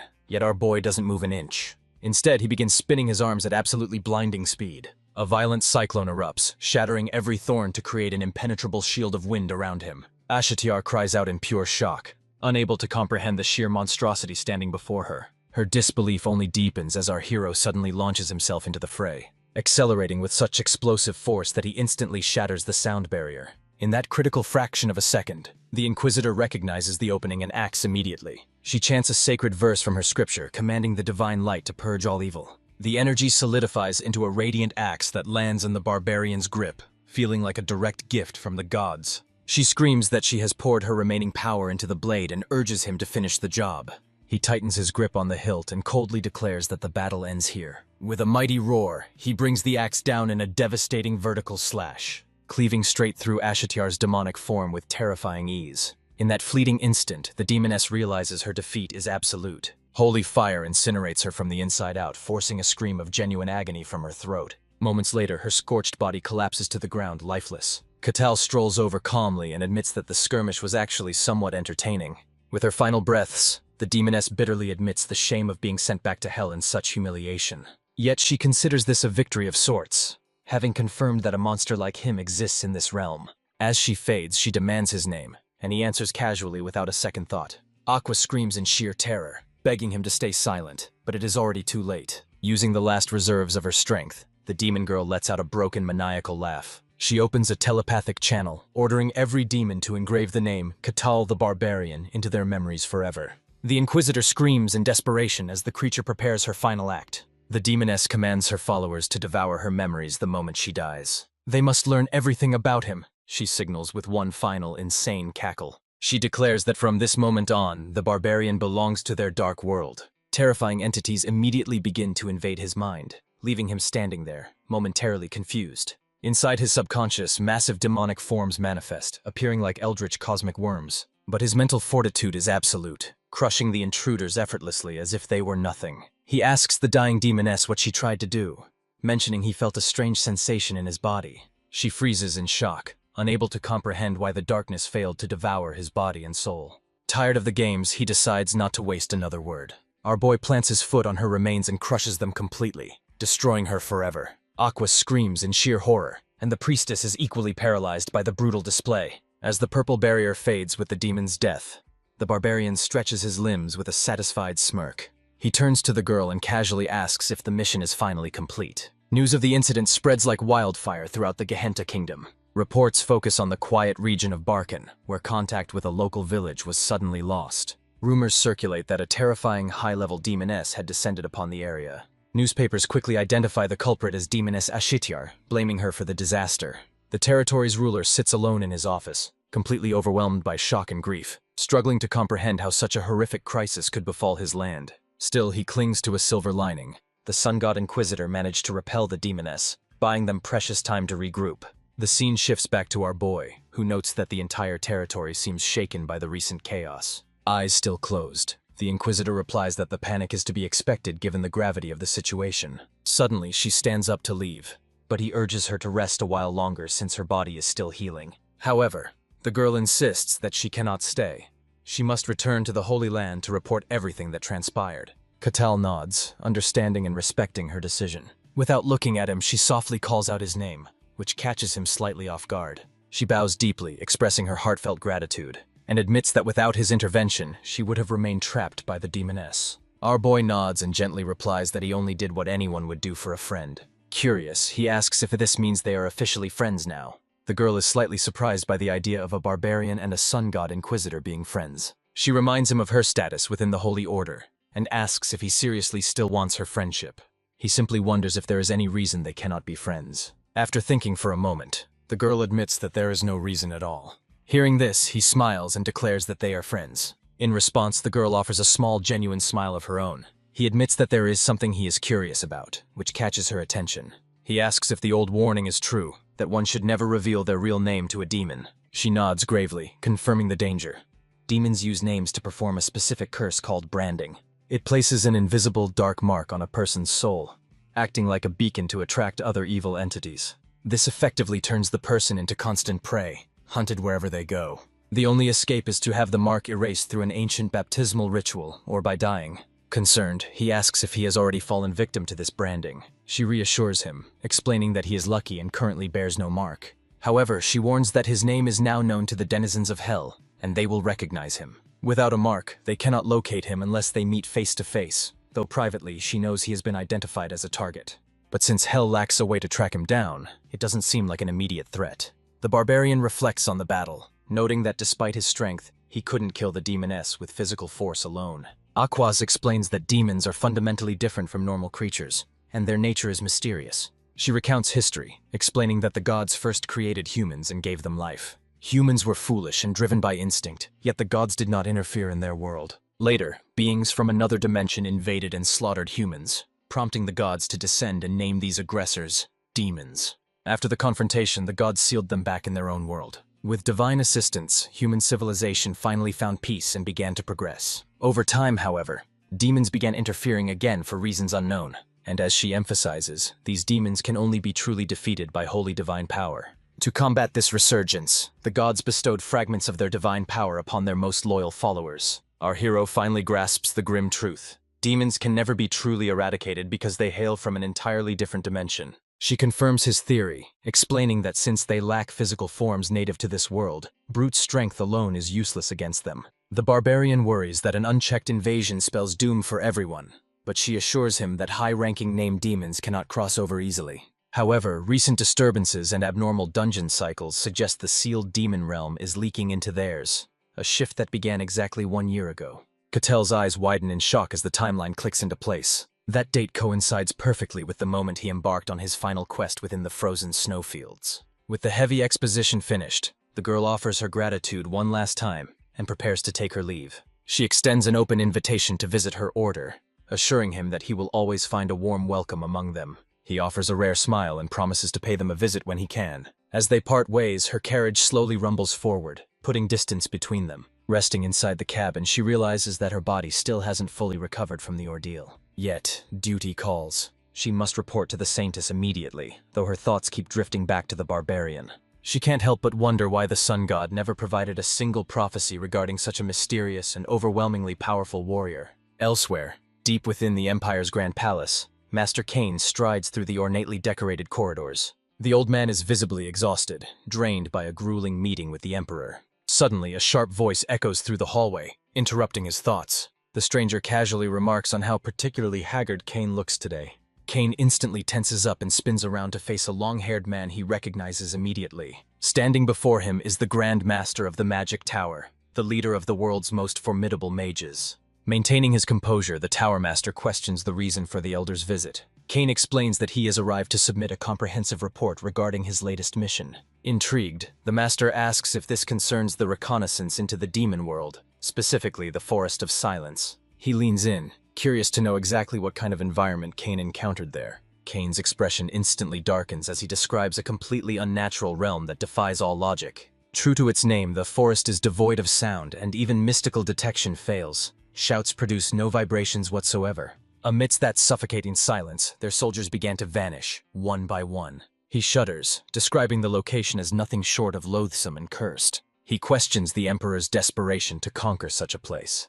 But the Tower Master notes that the minds of the powerful are often inscrutable. Yet even he admits to harboring a deep fascination with that realm. The secrets hidden within the demon world are simply too alluring for him to ignore. Cain, however, does not share this enthusiasm and vows to stay far away from it. But before he can finish speaking, the Tower Master suddenly raises a hand and snaps his fingers, summoning a glowing magic circle on the floor. In an instant, their physical forms dissolve into pure light and vanish from the room. A moment later, they rematerialize within a vast star-filled void. Recognizing this as high-level spatial magic, Cain demands to know what the Master is planning. The Master smiles, casually asking if Cain happened to encounter a specific individual during his mission.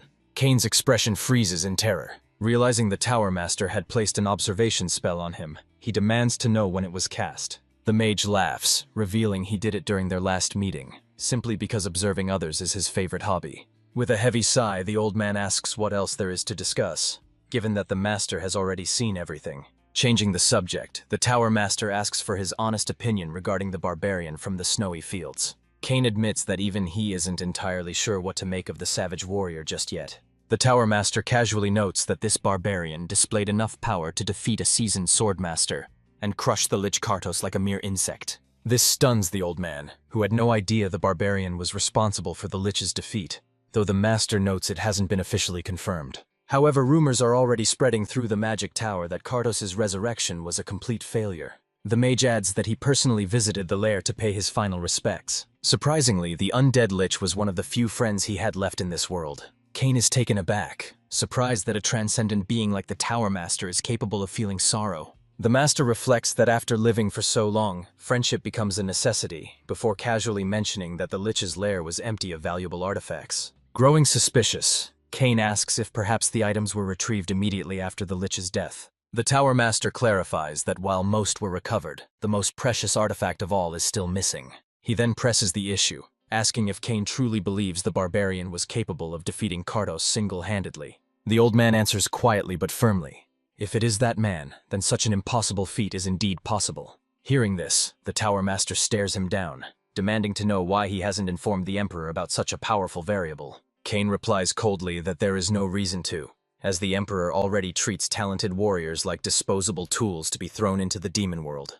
If the Emperor learns of him, a clash is inevitable. A barbarian who follows only his own will versus a tyrant who seeks total control would set the entire kingdom ablaze. Intrigued, the Tower Master asks if he's implying the barbarian could face the entire empire alone, to which Kane admits the outcome is uncertain. However, he confesses that when he met the barbarian, he felt the exact same overwhelming presence he felt when he first met the Emperor. This comparison is enough to genuinely surprise even the stoic mage, and he wonders if the barbarian belongs to the legendary hero class. The old man says it is too early to decide, but the Tower Master has already made his plan for the barbarian.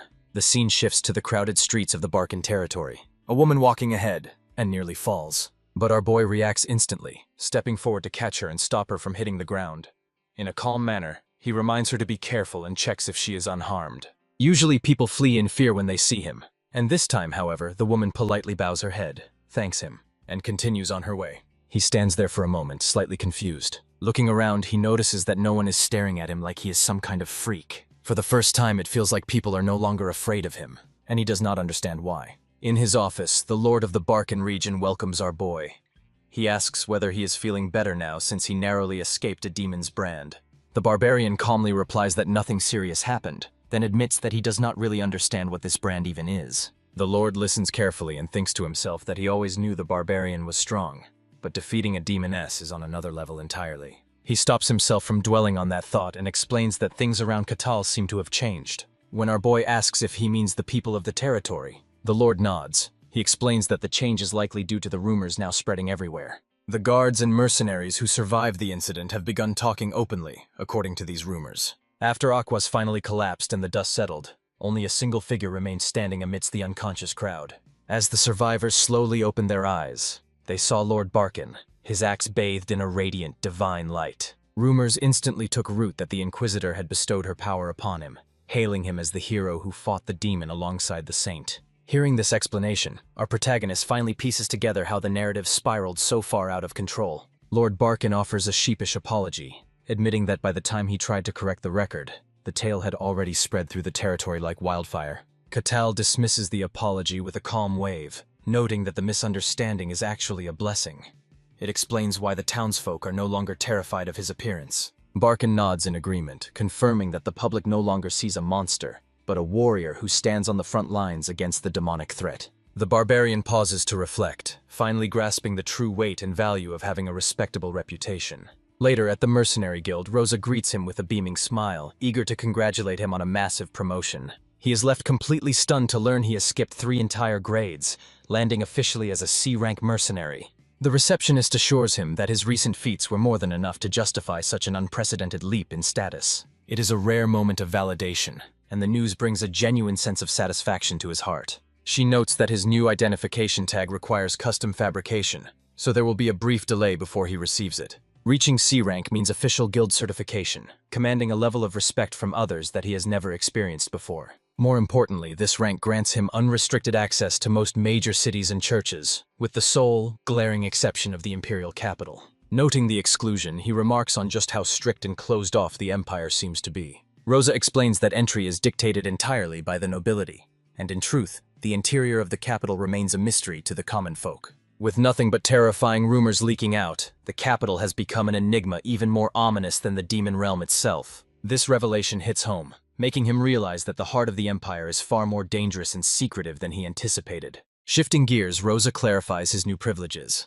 He can accept nearly any request, including A-rank dungeons, provided he joins a party. He nods with a satisfied smile, realizing this promotion finally grants him access to a wider variety of missions. Nearby, Tyrannus raises his glass, admitting he never expected the situation to resolve quite like this. When he asks if the threat is truly gone, our boy insists the credit belongs entirely to the Inquisitor, who confirmed the area is safe. Hearing that the demoness was definitively slain, the man finally lets out a heavy sigh of relief. Casson praises the Inquisitor's exceptional skill, amazed that she managed to take down a demon single-handedly. However, the priestess stays silent, knowing full well she hadn't lost consciousness during the battle. She saw everything, specifically the brutal efficiency with which the barbarian crushed the demoness, a sight she'll never forget. In her eyes, Aqua merely showed up at the end to take the final bite of a meal Catal had already cooked. Cassin then turns to Catal, asking what he plans to do now that he's secured a promotion. Our boy simply replies that nothing will change. He intends to continue his work exactly as usual. Cassin admires his humility, impressed by how grounded he remains, despite surviving an encounter with a demon. Meanwhile, the priestess screams internally, wishing she could warn him not to be fooled. This barbarian is anything but human. The barbarian then shifts the topic, asking the group about their own plans for the future. Cassin admits that as an F-ranker, he still lacks a clear direction for his life. He confesses that he originally intended to just leech off others like a parasite until the day he died. But after watching Catal, he's inspired to actually put in some effort, a sentiment Tyrannus immediately mocks. He jokes that it's a little late for an epiphany, sparking a glare between them before Catal turns his attention to the priestess. She stiffly replies that she intends to follow Lady Colossia's will, just as she always has. This triggers a memory for Catal. The Inquisitor mentioned that Colossia's lower servants are inactive, with only high-ranking members operating. The priestess is visibly startled by his scrutiny, but quickly tries to compose herself, claiming that the Inquisitor must be mistaken, and that she is just an ordinary priestess. Our boy replies that he will take her word for it. However, the girl can't help but panic, wondering if he already knows everything, and is simply toying with her. Late at night, the mercenary guild is almost empty. Rosa is packing up, preparing to head home. When the door opens and a stranger walks in, wearing a hood, the man says he wants to submit a request. She looks at him with tired eyes, already thinking about overtime, and asks what kind of request it is. The man explains that it is an escort mission for 2 people, himself and a young girl. Rosa begins writing down the details and asks for the destination. When the man says the capital city of the Denian Kingdom, she freezes in shock. An escort mission to such a distant capital from a remote region like Barson is extremely unusual. She studies the man carefully and realizes that something is off, even though she finds him suspicious. She tentatively accepts the request and asks him to present identification. At the request for identity confirmation, the man hesitates briefly, before placing a metal card on the table. The moment Rosa sees it, she understands. It is a mercenary guild token, something that is not easily obtained. She verifies his identity and asks for the commission fee. The mysterious man produces a coin, offering it as his payment. Inspecting it closely, the receptionist realizes it's pure gold, but warns that it's only enough to hire a single guard. The man freezes, completely stunned by the insufficient value. She reminds him that a mercenary is committed for the entire duration of the trip. The Denian Kingdom is distant, the risks are high, and the month-long trek commands a premium price. Desperate, the man pleads for a workaround, insisting that he requires at least 2 bodyguards. The receptionist admits it's possible, but only if he settles for much lower-ranked fighters. However, for actual safety, he really needs to secure mercenaries ranked D or higher. Realizing the danger, the man backpedals, affirming that he needs skilled protection after all. When he begs for another option, she firmly reiterates that his payment only covers 1 competent warrior. Watching him struggle, Rosa wonders why this stranger is so incredibly desperate. Adopting a strict tone, she warns that finding an escort in this remote region is hard, but promises to see what she can do. Defeated, the man sighs heavily and leaves the arrangements in her capable hands. Once he's gone, she examines the payment again. It's small, yet unmistakably pure gold. More concerning is the filed-down surface meant to hide its origin, a clear sign that this job spells trouble. Later that night, the scene shifts to a quiet tavern. We find the same man standing before a private room, knocking gently on the door. From the inside, a golden-haired young woman cautiously asks for the visitor's identity. The man identifies himself as Aaron, declaring himself to be her humble and loyal servant. Hearing his voice, Aline unlocks the door and quickly ushers him inside. Back inside the room, she anxiously asks how the meeting went. Aaron explains that the guild accepted their request, prompting a sigh of relief as she asks how many people they managed to hire. He hesitates before admitting that their funds could only secure a single mercenary, a fact that instantly reignites her worry. He apologizes profusely, explaining that their remaining budget simply wasn't enough, although the girl insists that he isn't to blame. However, Aaron is consumed by guilt, feeling responsible for the scam that drained their savings. Overwhelmed, they look at each other with teary eyes and begin wailing so loudly that an angry neighbor shouts through the wall for them to keep it down. They exchange helpless glances, realizing the tragic reality that they cannot even cry in peace. Elin asks how long the process will take, but he admits he doesn't know, as finding someone reliable is a gamble. Resigned to the situation, she accepts his answer and thanks him for his efforts. Time passes and the scene shifts to the following night. Elin paces around the room, filled with anxiety. while Aaron wallows in shame, having failed to secure a guard yet again.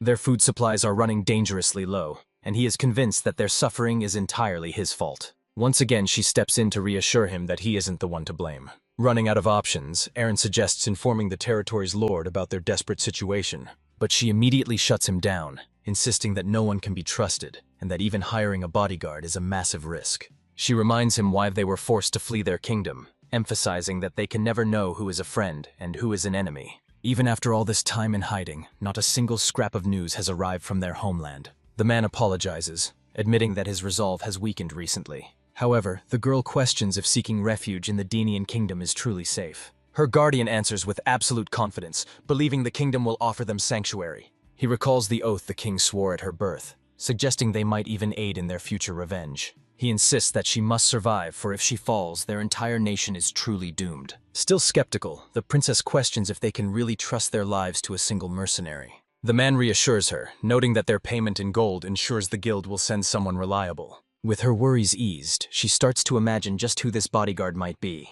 She secretly crosses her fingers, hoping for a dashing knight-like hero. Elsewhere, our hero sits alone in his room, completely bored with nothing to do.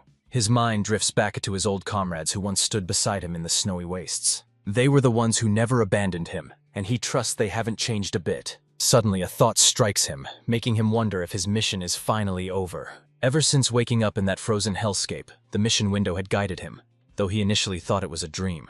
But the biting cold and monsters proved it was real, starting with his first task to survive for a week. Back then, the system was his lifeline, but since leaving the snowfields, no new orders have appeared. Now that the danger has passed, the sudden calm is actually making him restless. He begins to wonder if the system's quests were limited strictly to the snowfield. Regardless, he feels grateful for the help and decides to finally enjoy this world in his own way. The next day, the narrative shifts to the bustling mercenary guild, where Rosa hands him a fresh request. When he inquires about the nature of the mission, she explains that it is strictly an escort job. The journey will span several days, and all travel preparations are the sole responsibility of the mercenary. Hearing this, Catal notes that this will require some serious effort. The receptionist agrees, but adds that the payout is equally substantial. However, the whole setup feels too shady to be a simple errand. Just as she begins to tell him that he has the option to decline, he cuts her off, admitting that the suspicious nature is exactly what makes it interesting. As the barbarian reviews the details once more, the name of the destination instantly catches his eye. He recalls hearing that specific location before, from a girl named Milena of the Akasha family. She was the one he met in the snowy plains who promised he would be welcome there.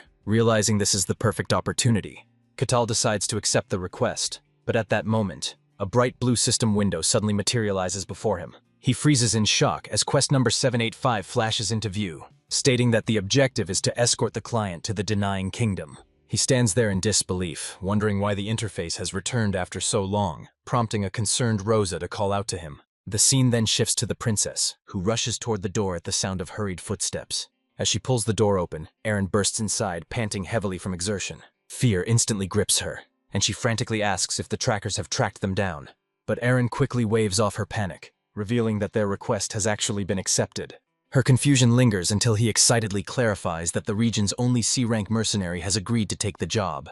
A massive wave of relief washes over her, and hope finally returns to her eyes. He confirms the good news and schedules the meeting for tomorrow, urging her to get some much-needed rest. Meanwhile, back with Catal, he stares silently at the mission window hovering in the air before him. He can't help but wonder why the system has suddenly reactivated after lying dormant for so long. As he mulls over the strange occurrence, a sudden realization begins to dawn on him. Perhaps the system's missions aren't strictly limited to the white snowfield after all. His expression darkens as he considers the possibility that a much deeper force is manipulating the system. Later, outside the mercenary guild, a heavy thunderstorm begins to brew.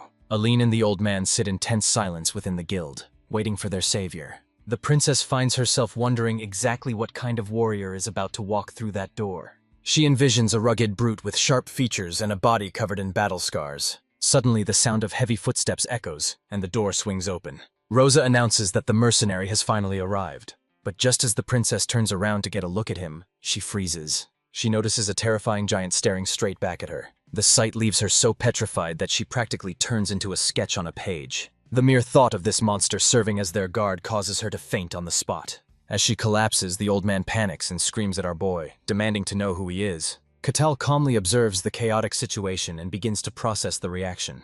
He realizes that it has been a long time since he has seen someone look so terrified. He asks Rosa if these two are the clients who hired him, and she nods in confirmation. She then formally introduces the Barbarian as their official escort. Hearing this, the old man explodes with rage, demanding that the guild change the mercenary immediately. The receptionist shoots him a cold glare, asking if he dares to doubt the guild's decision. She warns that questioning their judgment will void the contract, forcing a desperate Aaron to instantly backpedal. In that moment, our boy realizes that he has once again become a walking source of fear. Suddenly, the princess stands up and announces that she fully agrees with the guild's decision. The Barbarian is slightly surprised as she steps forward with resolve. She introduces herself politely and says she looks forward to working with him. The scene soon shifts to the outskirts of a forest. Our boy leads the way, but stops to mention that they should walk closer instead of lagging so far behind. Both of them look visibly nervous, quickly denying that there is any problem at all. They laugh awkwardly, with the old man adding that they haven't seen anyone suspicious so far. Our boy nods, deciding that as long as they are comfortable, he won't press the issue.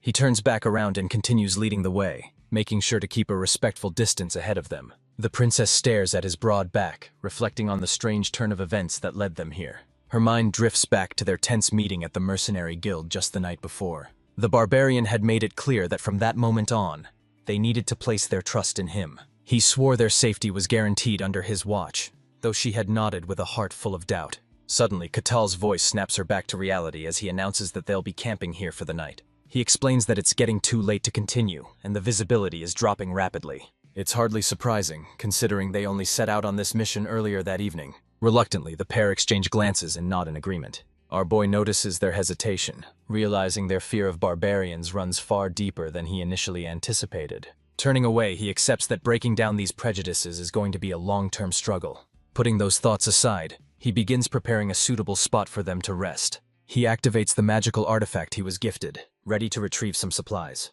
He pulls out a massive tent and sets it on the ground, leaving the princess and the old man completely flabbergasted. Aaron exclaims in disbelief, unable to comprehend how a mere barbarian could possess such a high-tier item. Our boy calmly explains that he earned the treasure as a reward, after completing countless dangerous commissions. This revelation leaves them stunned into silence once again. He notes that there's only one tent for them to share, prompting the princess to hesitantly ask where he intends to sleep. He replies that sleeping under the stars is nothing new to him. Compared to the frozen wastelands, this is practically paradise. He offers to stand guard all night, recalling a month in the snowfields where he was hunted by monsters without a wink of sleep. Yet despite his confident reassurance, the girl refuses, insisting that he shouldn't overwork himself on their account. They debate the matter for a while until he finally relents and agrees to rest. However, he regrets backing down, as he had hoped this gesture would earn their trust. In reality, the pair is terrified to let their guard down, fearing he might murder them in their sleep. The next morning, the princess emerges from her tent looking exhausted, her anxiety having ruined her rest. She sees that the old man is equally fatigued, and both are absolute starving. The barbarian notices them and asks if they're hungry, noting that it's only natural since they haven't had a proper meal yet. The princess stares in shock as he tells them to wait while he whips up some breakfast. Moments later, he places a pan over the open flame and adds oil. With practiced ease, he begins prepping the ingredients. Both she and Aaron stand there, completely dumbfounded. They can't wrap their heads around the idea of a barbarian who knows culinary arts. Bewildered, the old man asks if he actually learned how to cook in the past. Our boy casually replies that it's simply a hobby of his. He explains that in the snowfields, people usually survived on raw meat and monster blood.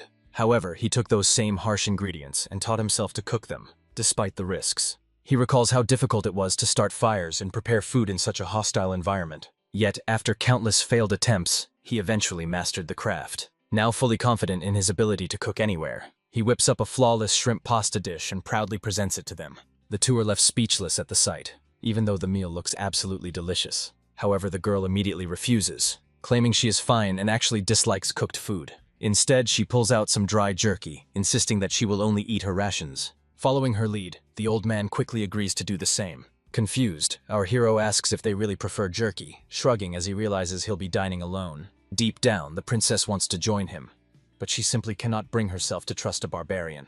Days pass, and by the third night of their journey, she finds herself tossing and turning in the tent, completely exhausted and gnawed by hunger. The old man watches her, deeply concerned for her well-being, realizing she hasn't had a proper meal in 3 days on this harsh road. He blames himself, knowing how difficult this deprivation must be for someone of noble upbringing. The princess offers a faint smile, assuring him she's fine and apologizing for causing him worry. He bows his head respectfully, telling her there is absolutely no need to apologize. She gently asks about his condition, noting that he must be fatigued from standing guard all night. Eren brushes it off, joking that old men don't need much sleep anyway. As she finally drifts off to sleep, he remains vigilant, watching over her, finally convinced that he would sacrifice his own life for her safety. The next day, our boy is busy by the fire, grilling up a feast of meat and fish. The other two sit quietly at a distance, picking at their own meager rations. However, the mouth-watering aroma is simply too much for the princess to bear. Suddenly, she stands and announces that she needs to step away for a moment. The barbarian asks if she needs the restroom, which shocks her into calling him rude. Realizing his social blunder, he quickly apologizes for the comment. This catches her off guard, since barbarians aren't exactly known for their remorse. She quietly excuses herself and heads into the woods, leaving the men to watch in silence. The old man remains seated, internally worrying about his princess. Noticing the mood, our boy calmly admits he knows they don't fully trust him yet. He continues turning the meat on the grill, keeping his focus on the cooking. He reminds the elder that he is human too, and capable of feeling hurt by their suspicion. Eren is stunned by this vulnerability and slowly lowers his head in shame, nodding to acknowledge that he understands. Katal turns back to the fire and offers the old man a plate of grilled venison. The old man's eyes widen at the 5-star presentation, hesitating before he accepts it. Meanwhile, the princess sits alone by the stream, wallowing in misery. Her hunger is so intense that she forces herself to gnaw on the dried meat. Her legs throb with weakness, leaving her completely drained and on the verge of collapse. But she forces herself to push through the pain, resolving to get back up and be stronger for the old man's sake. However, the moment she returns to the camp, she freezes, completely shocked by the scene before her. The old man and the barbarian are sitting side by side, casually feasting on the meat the stranger prepared. In fact, the old man is devouring the grilled steak with such intensity that he seems oblivious to the world around him. Furious, she calls out to him sharply, catching him completely off guard. He jumps up in a panic, frantically shouting that this is all just a big misunderstanding. But before the old man can even explain himself, she steps forward, scolding him for forgetting their pact to stay vigilant against the barbarian and protect each other.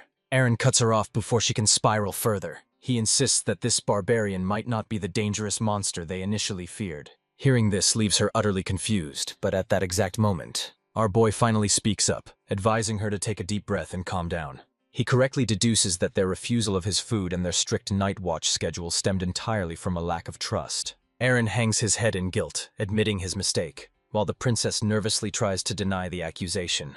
Our boy contemplates the awkward situation, trying to figure out the best way to bridge this gap.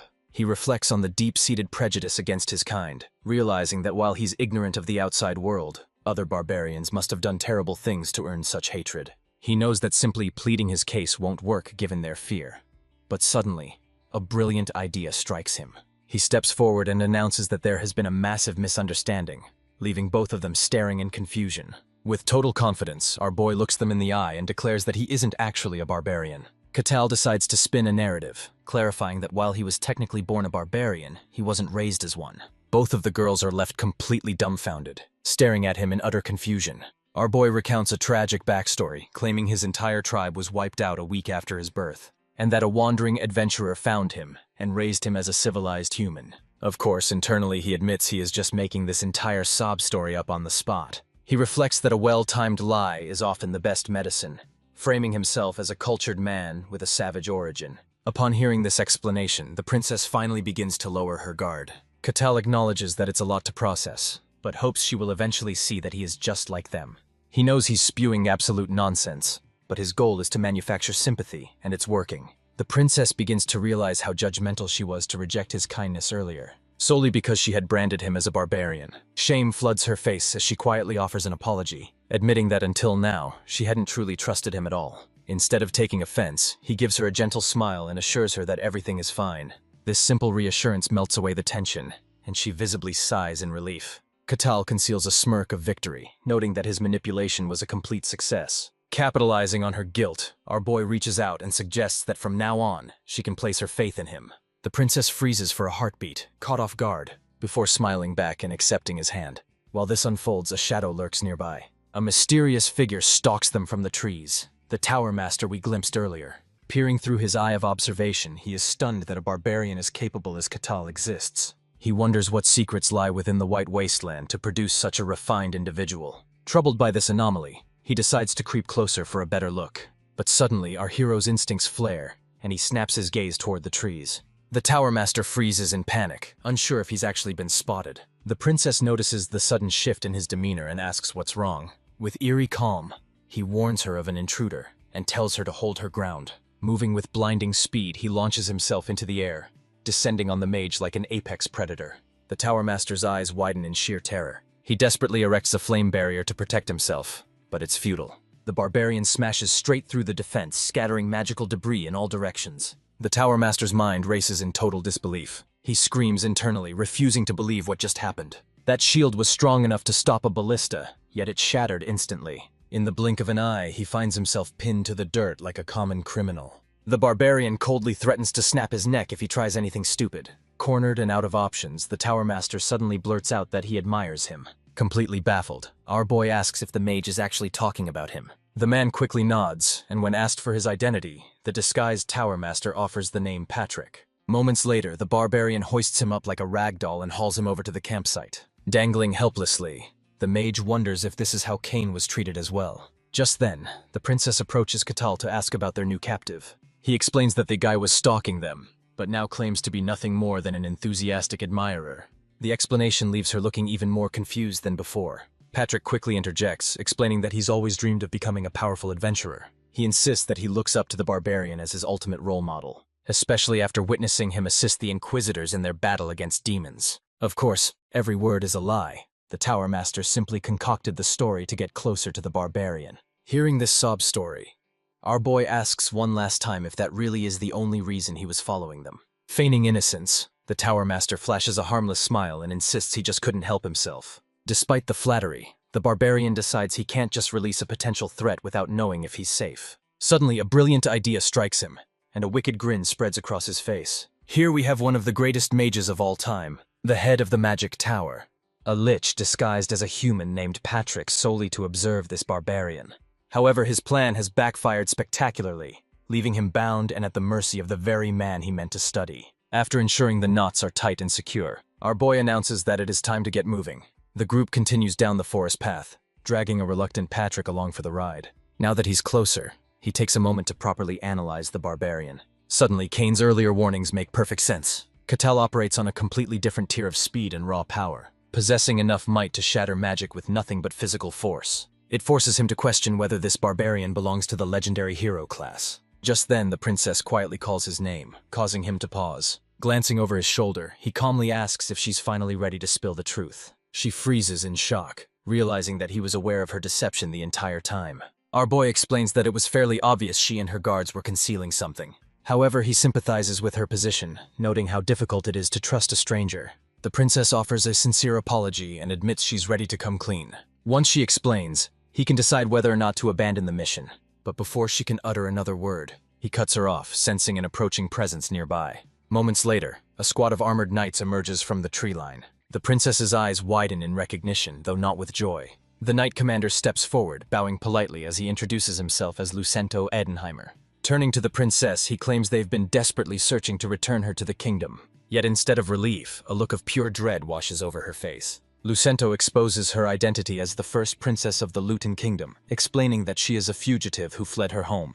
Mistaking the barbarian for a mere mercenary, the commander announces that his squad will take it from here. However, the princess instantly digs her heels in, flatly refusing to go anywhere with him. Adopting a severe tone, she demands to know exactly who he thinks he is. Caught off guard by this interrogation, the commander confusedly asks what she implies. Clenching her fists in rage, she asks him one more time to identify himself. He begins to state his full title, but before he can even finish the sentence, she screams that she doesn't recognize him, accusing him of being a monster posing as the Knight Commander. She claims this same phenomenon has already claimed her friends and even her own parents. The Tower Master finds this development intriguing and inspects the Knight's status for himself. Surprisingly, the Knight registers as a genuine human, making the situation even more perplexingly complex. Meanwhile, the princess continues her wild accusations, claiming he intends to devour her and the kingdom. The Knight Commander simply watches in silence as she screams about taking her revenge. He eventually turns to his subordinates, solemnly remarking that Her Highness has lost her mind.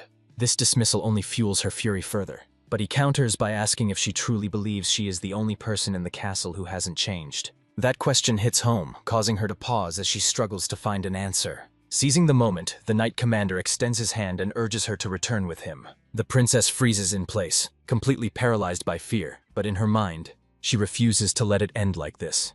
Just as the commander is about to reach her, our boy steps directly between them, shielding her and taking everyone by surprise. The commander warns him to step aside, but he respectfully refuses to budge. Left with no other choice, the knight commander charges forward, only for our boy to grab him by the helmet and toss him backward like a ragdoll. The other knights stare in horror at their leader's instant defeat. In his defense, the barbarian is just protecting his client, so the violence is justified. The commander struggles back up, asking if he actually believes the girl's story. The barbarian replies that as a mercenary, trusting his employer is part of the job. For some reason, these words send a jolt of emotion through the princess. Hearing this, the knight commander scoffs that they are all delusional.